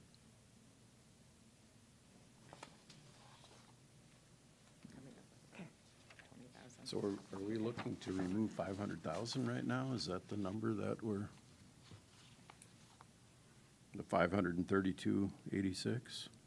Yeah, that's, the discussion is either how to solve for that 500,000. You could do it by reducing expenses, you could do it by projecting other revenues that could go higher, or you could use some of the ARPA funds to offset that as well. The 10 million? Well, from Yeah. that, you want, that's how I see it. Okay. All right, just a couple things on the staffing side. We don't expect that additional 5% for the impacted positions to amount to much. We're coming in around 20,000 at the very, very most. Yeah. Another quick note is I had a conversation with Monty Wadenbach earlier this week. We do have one of his positions funded. It's about a total cost of $80,000 to the payroll budget that he doesn't think he needs funded for next year, so we would remove that from the budget. But just to note that if he needs it again in the future, we will be back, of course, making that request. So, So we can take out 80,000 right now out of you're that. still comfortable with that? Take 80,000 out of that 590. Thank you. 5 million. And what did you say you thought that dollar amount for elected officials? $20,000 $20,000. at most, yeah. Okay, so are you Way to go, comfortable Monty. with? Anybody else want to step up? Anybody else want to take out a staff? No, I'm just kidding. Yes. Is that 20,000 additional on top of the 5%? Correct. It's additional, Yes, so, yes. so if you're comfortable with that, we would add an additional 20% to that line item for when we make the decision later this fall. And then we would take $80,000 out for the position that's Monty's at this point, that we will not be filling at this point in 2023. Okay? So that's basically a net 60. I'm curious, Ben, you made a comment, relooking at other revenues. What, I mean, were you thinking anything in particular? You know, I just think that if we go back to any of the departments, right, are estimates, you know, valid, you know, and things change. Same thing with expenses, right? Are there things that we should be looking at we didn't want to fund? Mm-hmm. You know, I know that, I'll just throw this out, for example, interest revenue, I think we had dropped back 100,000. You know, I think our rates that we earn on our cash balances might be going up just because of the way that the interest is rate structured. We could see some improvement there. You know, we pulled back on bank franchise tax. You know, are we comfortable with that amount? And just, again, just further, you know, how comfortable Okay. are we with these estimates? I would just ask staff, because I think most of them are listening, if they're not here, that you would just look at what we put in, or what the auditors put in for your revenues, and see if you think that that's reasonable, and if you think that you can go one way or another with that, if you would let Carol know by Thursday, or let the auditors know, and that, you know, if it's where you think it needs to be, great. Just let us know, so that we've gone through each one of those. Chairperson, if I could just add some additional comments in on that 500 and some $1,000 that you have out of there. One, you haven't talked yet about outside agencies. If you keep them Right. all flat, it's about $210,000 That was my next that would come off conversation. that. You've got the 80,000 for that. I'm going to take a leap. Carrie Benz doesn't know I'm going to mention this or not, but we do not have revenue in there. We are paid, I think, $40,000 every quarter for doing the South Dakota Cares. That's $120,000. And Of revenue? of revenue that we have in there. That, of course, is, I mean, we're dependent upon the state for that money. I think I can speak for Carrie in saying we're we're pretty comfortable that's not going away. The Human Service has done an outstanding job for South Dakota on managing that. They've done a good job, and you may recall that they've sent money back in the past because they weren't able to disperse those dollars. That was prior to Human Services getting involved. So there'd be 120,000 right there. So just some additional things for you guys to think about. Okay, Commissioner Bender?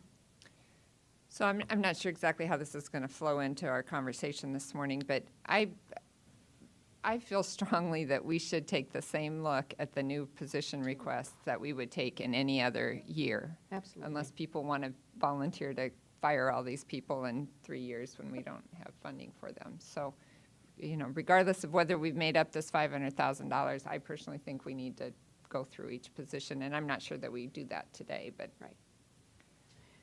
So are you comfortable with the 210, which actually, I just forgot what you told me that came from.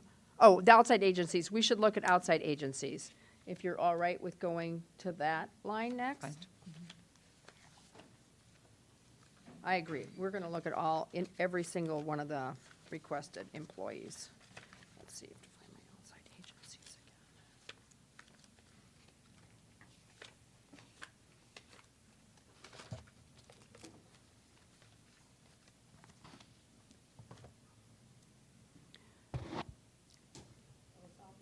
again. Behavioral health is going to stay the same.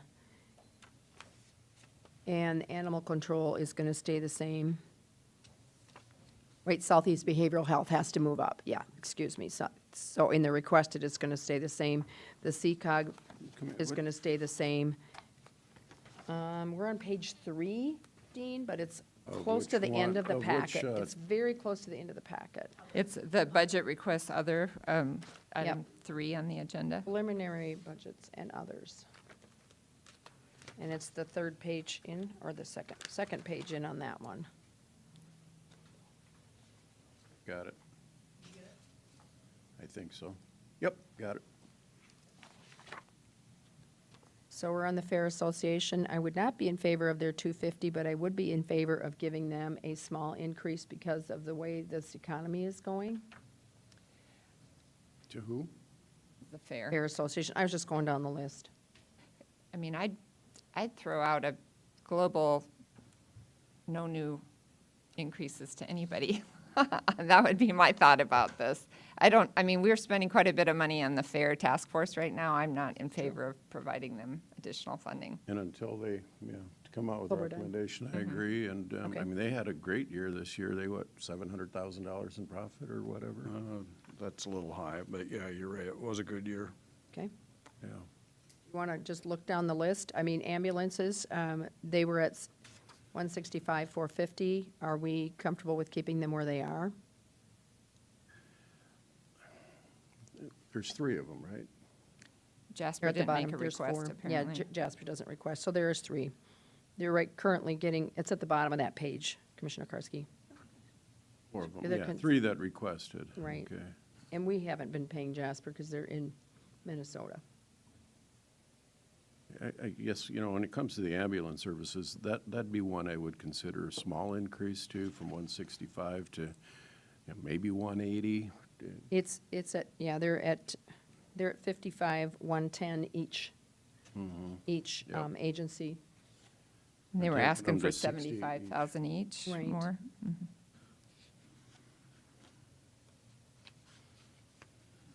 I mean, that would be one where I would agree, I'd be willing to fund more for the ambulances. Do you want to do a percentage, or do you want to do a dollar amount?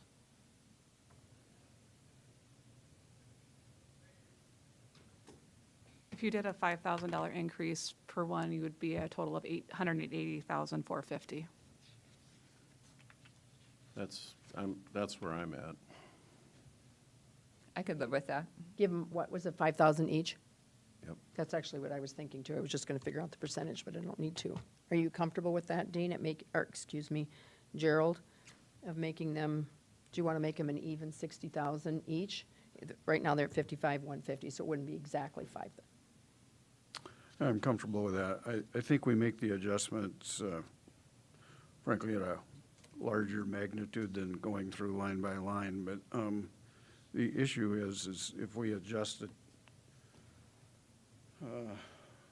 bank franchise tax and the interest income tax, investment interest, to match those increases in other agencies, I'm comfortable in making that balance and not mess with the opt-out or the ARPA funds at this point until we get through it a little further.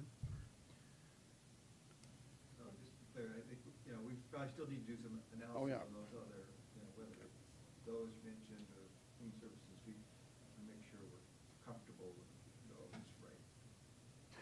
My only concern on the bank franchise tax is from my understanding, Great Western Bank is like the second largest Contributor. payer of bank franchise tax for the state, and that's disappeared. I don't think it all disappeared though, did it? We don't know. That's the problem with bank franchise tax. It's kind of a black hole. You just can't tell what you're going to get from there.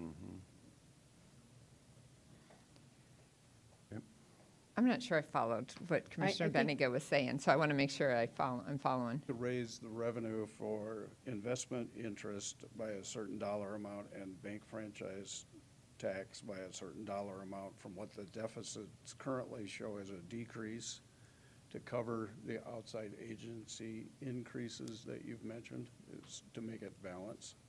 It's going to be a minimal amount, and so I don't have a, right, Significant. and so I don't have a problem with that, because right now, we're only talking about raising the ambulance by, less than $5,000 apiece. So it's going to be a minimal amount that we would raise it, so I understand. Do you understand what he means? Yeah, now I do. I just wanted to make sure I was So following. are you comfortable with $60,000 for each ambulance? Yep. Okay, so you can make that change wherever that is. Yep, so And then- 60,000 even. Yes, for each ambulance. And there's 3 of them. Yep. Is there any other outside agencies that you want to discuss to change the amounts? Otherwise, we'll leave them where they are without any increases. Yes. Gerald? I'm fine with that for now. Okay, so that's what we're doing for outside agencies. They're staying, we're not adding any additional funds in there except for the ambulance and the ones that we're required to at the Yes, top of the and the list. one for that were mandated has already been incorporated into the Okay. number. Those have already been Numbers. incorporated. Okay. Sort of what, maybe roughly what did we end up adding back in? 240,000? I'm penciling out about 208,000. That you'd be able to recap out, but never trust my math. Yeah. My numbers were, we would take the 80,000 out from, Oh, I was just talking about outside agencies. oh. Yeah. okay. And how much was that? And I'm thinking right around 208,000. Can't find that sheet. And that's looking at increasing the fare, the Not the- ambulances, The ambulances. is really the only change that we've done, other than Southeastern, 208? right around that, yeah.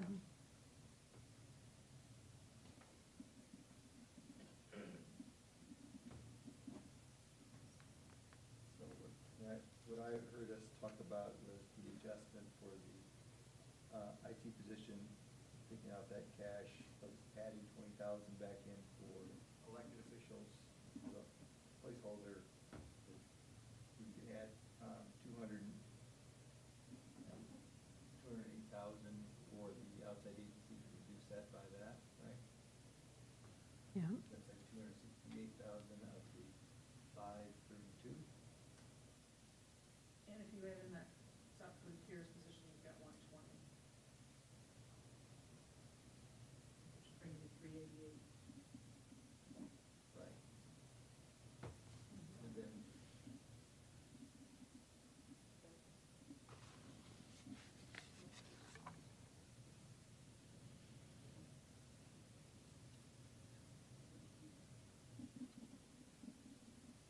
Oh, that would leave us out, make up about 250, I think. 368, Oh, no, I had, Yeah, so maybe a couple hundred thousand. we have a preliminary budget shortfall of 532. If we back out the outside agency, even though we factor in the ambulance increase, that's about a $208,000 savings, so you're adjusted down to about 324 from there. Plus the net salary savings with reducing the IT position with the commission, that's another 60,000. That brings it down to about 280. And then the South Dakota Cares, if that runs around 120, you're around 160, Okay. without doing increases for interest income or franchise tax. I have the historical franchise tax income here for the last 10 years. In 2017 or 2015, just your information, it was 617,000 that we received. Then the next year it went up. It's been bumping up steadily since then, but it's kind of been a up and down game. And it's just something we don't have any control over. Right. So, It's always a nice present if you get a little extra. exactly, So, and that's where, last year it did come in over budget. This year we have budgeted for 2022 at 1.9 million. We're hoping it comes in at that level, but we don't have any control over that. Okay. And it is, bank franchise tax is something that is also apportioned out to other areas as well. So it's not something, this is just our portion of that bank franchise tax.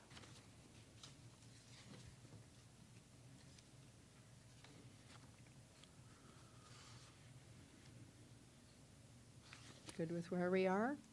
I mean, to balance it, it would make sense to use that one item to bring it up by 140 in my mind, The interest? the bank franchise tax. We can, I mean, I think the 100,000, we had $106,000 in interest income in 2021. We've budgeted 100,000.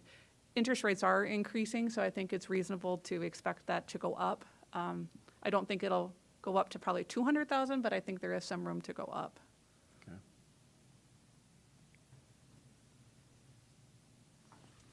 So we could go up bank franchise tax 100,000 and 50,000 or 60,000 on interest income. Okay. And that would, if you're comfortable with that, that would zero out that 500 and whatever 532 that we started with. And then I think the next thing is tackle employees. Yep. Am I correct? Did I miss anything else?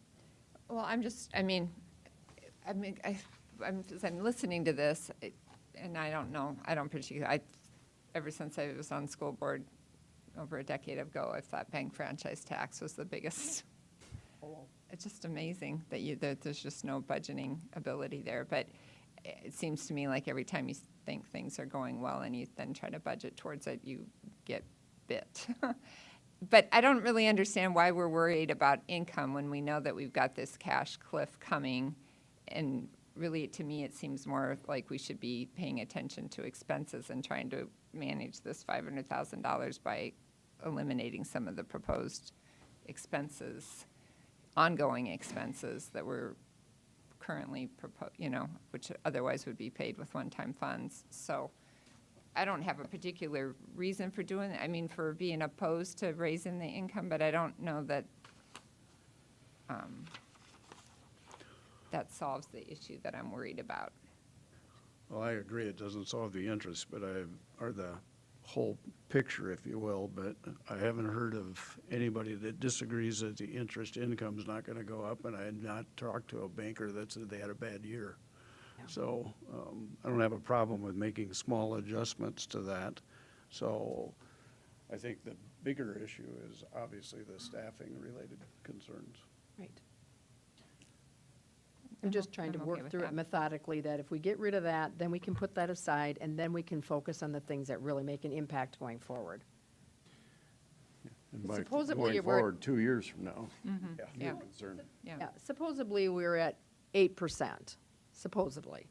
And so now we can start figuring out if we want to add any staff. You're at 8% with ARPA funding. So I want to make sure we keep that in mind because Yeah, the ARPA and South Dakota Cares is what is keeping us at that 8% level, which is one-time funding that will go away. right. And for 23, how much ARPA funding total? I think it's around 4.5 to 5 million. $5 million. Yeah, I think it's around something like that. But yeah, it's $5,064,000. So if we didn't have ARPA funding, Right. budget as if that We'd be 5 cutting million a was whole lot a more than hole that. that we had to dig out of. We would have to be utilizing opt-out if that ARPA funding wasn't here. Yeah, right. We would have to, And that's just for 1 year. correct. And it goes away, it'll run out. Yep. Yeah. Not next year, the year after, or the year after. You know, the other thing I would just point out too, if you look at the recent, our expenses going up, 6.5 million of that is just salaries, right?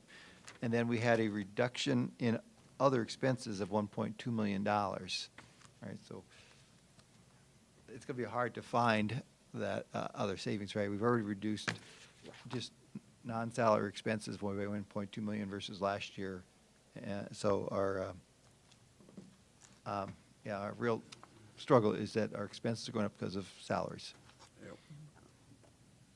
Which, that's true. And to Commissioner Heiberger's point earlier, to meet market, to keep services that citizens expect and that were mandated by statute to provide, we had to increase salaries, and they didn't increase at a rate of what CPI is raising even, they will. We're trying to keep caught up, but, it's a very difficult situation when you don't benefit from low growth, because you get capped at whatever CPI is, and then when growth goes crazy, you don't get, your funding doesn't match that. So you kind of get whacked both ways. And so that's just just people have to keep their eye on that's how we get here, is because of the funding formula that the legislature has approved for counties. It just And two doesn't keep up. departments, excuse me for interrupting, there's two departments that I can think of off the top of my head, Register of Deeds and the Treasurer's Office.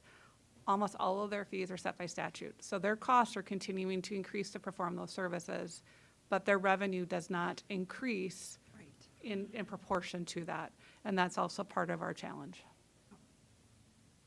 And the budgets that I, can think of the top of my head, and I couldn't tell you the departments, but there was a lot that I read through that kept their expenses outside of their employees at zero increase. So, I think our department heads, with the fact that they knew that we had ARPA money, still kept their budgets flat. So they've done a really good job. Doesn't make our job any easier.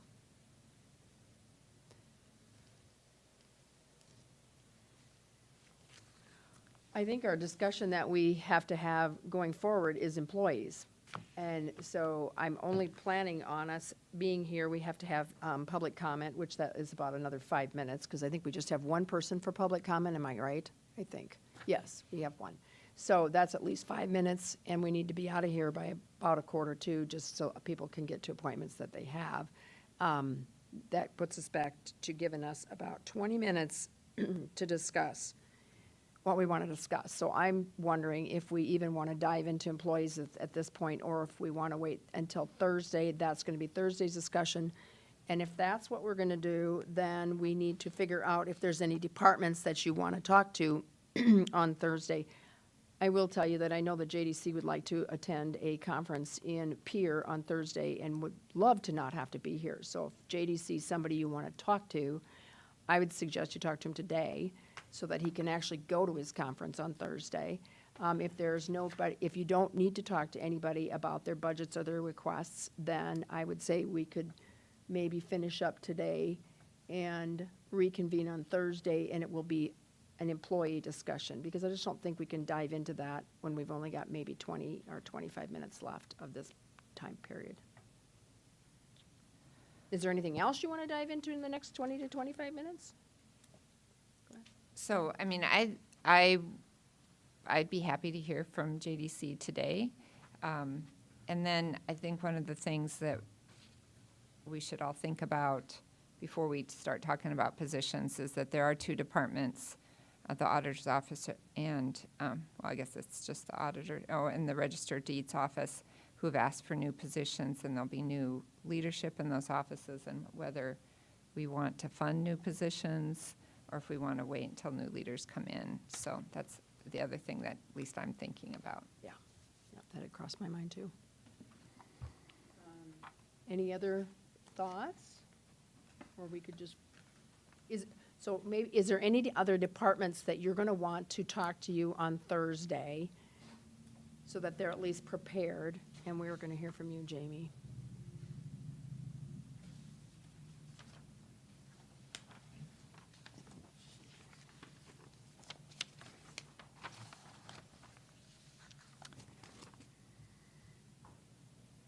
I think anybody who has new positions that they're requesting should be available on Thursday so that we can visit at that time. So if you've had a request in, just be available. That doesn't mean you necessarily would speak. The narratives are great, and they give very good detail. So, anything else that you're thinking about for Thursday?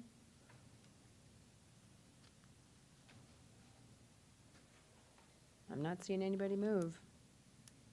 All right, Jamie. A few minutes to talk about your budget, your staffing requests. Let's see if I can find it. Jamie Gravitt, Director of Juvenile Detention Center.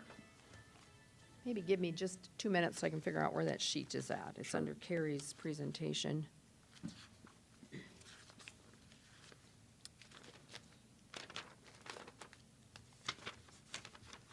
Susan, can you put the staffing requests up there?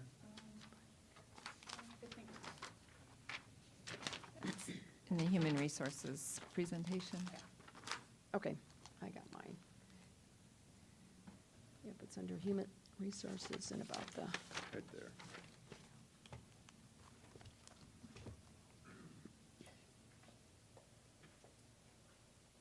all right, Jamie, thanks. Ready? Yeah, We're requesting 4 positions total, 3 juvenile correction officers and then 1 juvenile correction officer 2, which is a supervisory position. We intend to use all 4 of them on our 3 to 11 shift. It's our busiest shift that we have, a lot packed into that shift. We have to maintain an 8 juveniles to 1 staff ratio. When we can't maintain that ratio, then we have to put the youth down, which is not best practices to keep them in the rooms. We prefer to have them out as much as possible. Our control room's in a very busy position. We intend to use one of them to be in the control room at all times, so we can have that staffed with 2 people.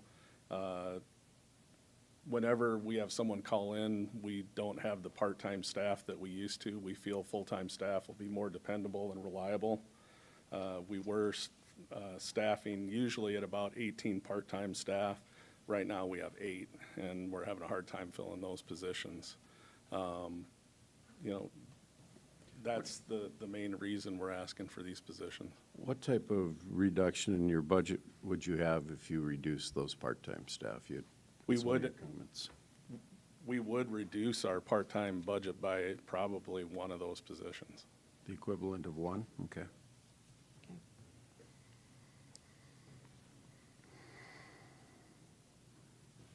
So is the idea that you would reduce your part-time staff from 18 to 8, where you are Well, right now, or? We're not, right now, that's what we can get, and so we would use these positions to know that people are gonna be on staff.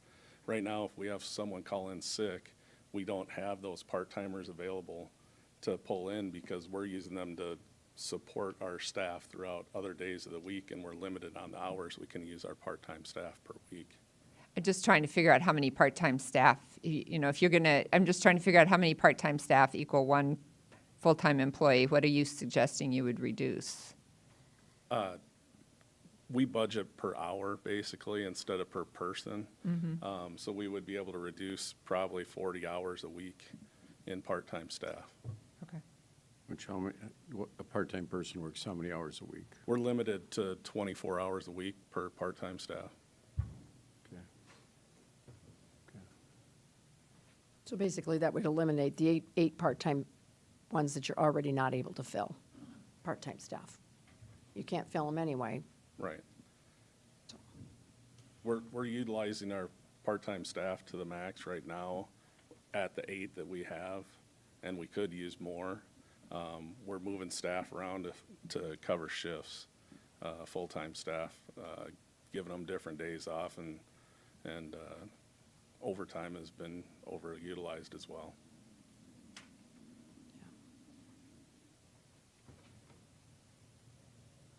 And the difference between a 1 and a 2? The 1 is a correctional officer, a 2 is a supervisor.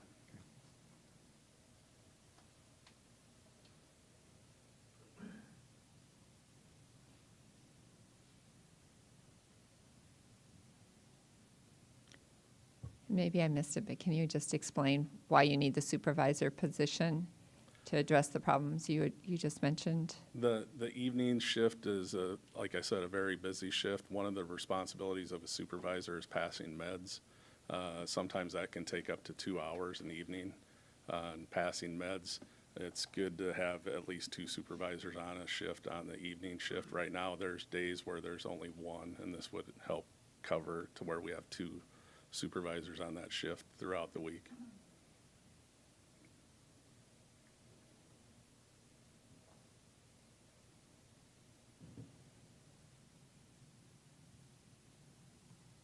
Remind us again what your ratios are and what your average daily attendance is. Yes. We have to have 1 staff per 8 youth, and we average about 28 kids a day. What you need to understand is when we get like intake calls, admissions, all those types of things, we're pulling someone off the floor to do those specific duties as they come in. So that reduces the number of people we have to supervise the floor. With our current building layout too, we have 2 people doing room checks at all times, so that pulls 2 more off the floor. And then we need people to do showers, mealtime, visits, phone calls, all in that shift that becomes very busy. And if you have to pull somebody for admissions, that may mean the matter of kids getting locked in their rooms. It may, and that's not even factoring in if there's kids that are very difficult to handle that take up staff time. That's one of the big things that puts kids in their rooms is if we have to respond to a mental health crisis or a behavior crisis, then we have to put the kids down while we handle that. We feel with the more staff, we'd be able to handle the crisis and keep kids out of their rooms at the same time.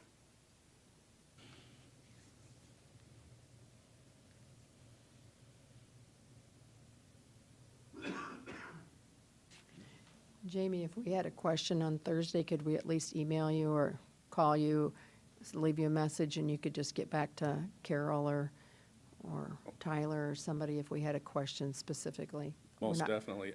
Yeah. Well, Nate might be, Nate would probably be here, so, yeah. Any other questions for Jamie that you can think of? Thank you. Thank you. Jamie?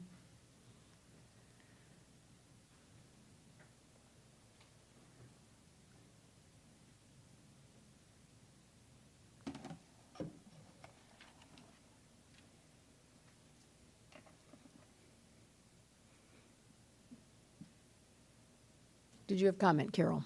I just want to double check on how we're moving forward and wrapping up. So that's Okay. when we're at that point. Right.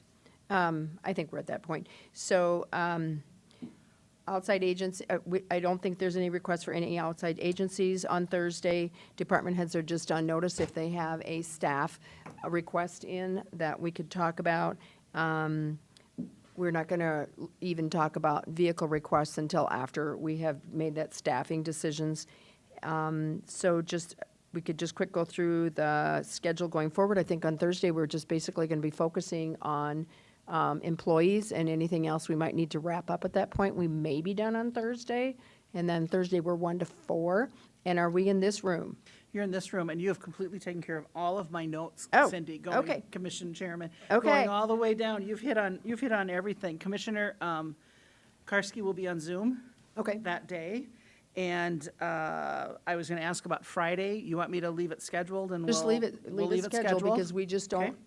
don't know what's going to happen, Okay. so. We will notify department heads if they've requested new positions Yep. to be on alert, to be coming in on there. They And- will have the adjustments. The first thing that will be on Thursday's agenda will be a updated means of finance, Yep. reflecting the directions that you have gone through and have done.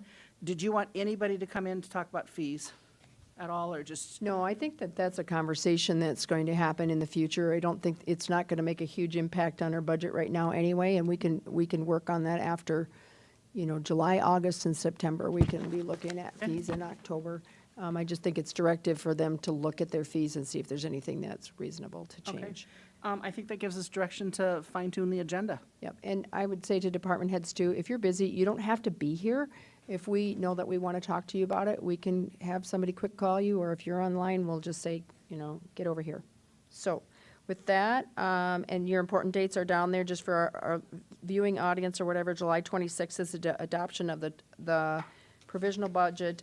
September 6th will be a statutorily required public hearing on our budget, and the 27th will be final adoption of our budget. So now public comment, and I know Mr. Christensen has something he would like to say.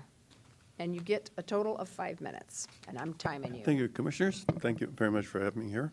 I was going to speak about something else, but I'd like to talk about the budget issue here. As you know, my degree is in public administration, public finance, and this has been very interesting.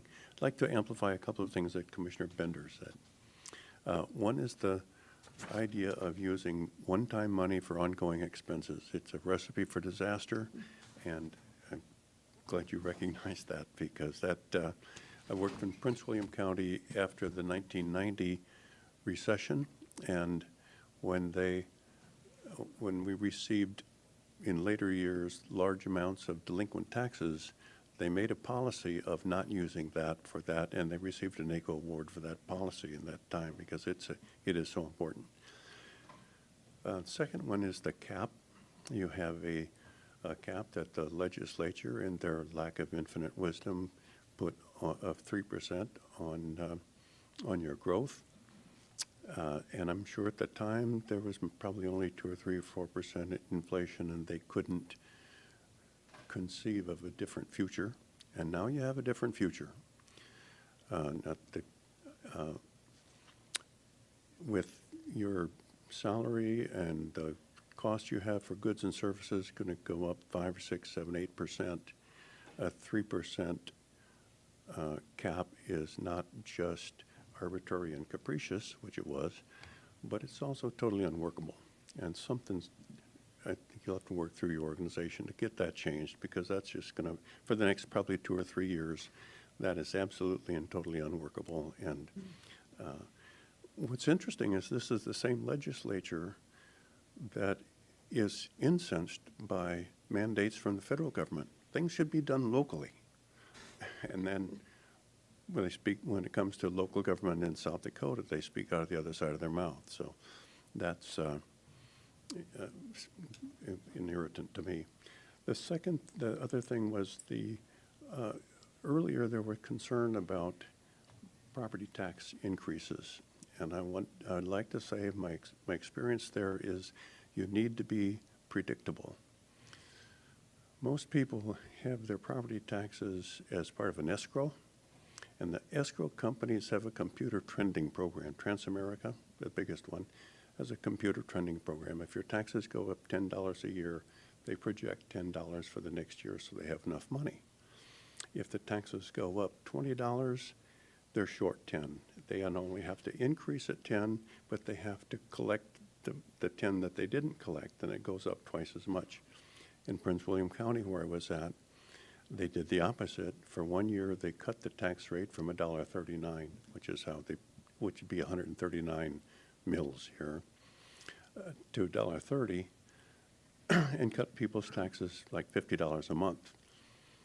The problem is then the trend goes downward, and they save $150 in the next year.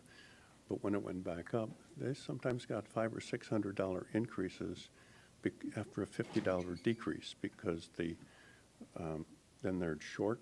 They first of all go back up and then project another increase and have to pay back, collect the money that they didn't have. So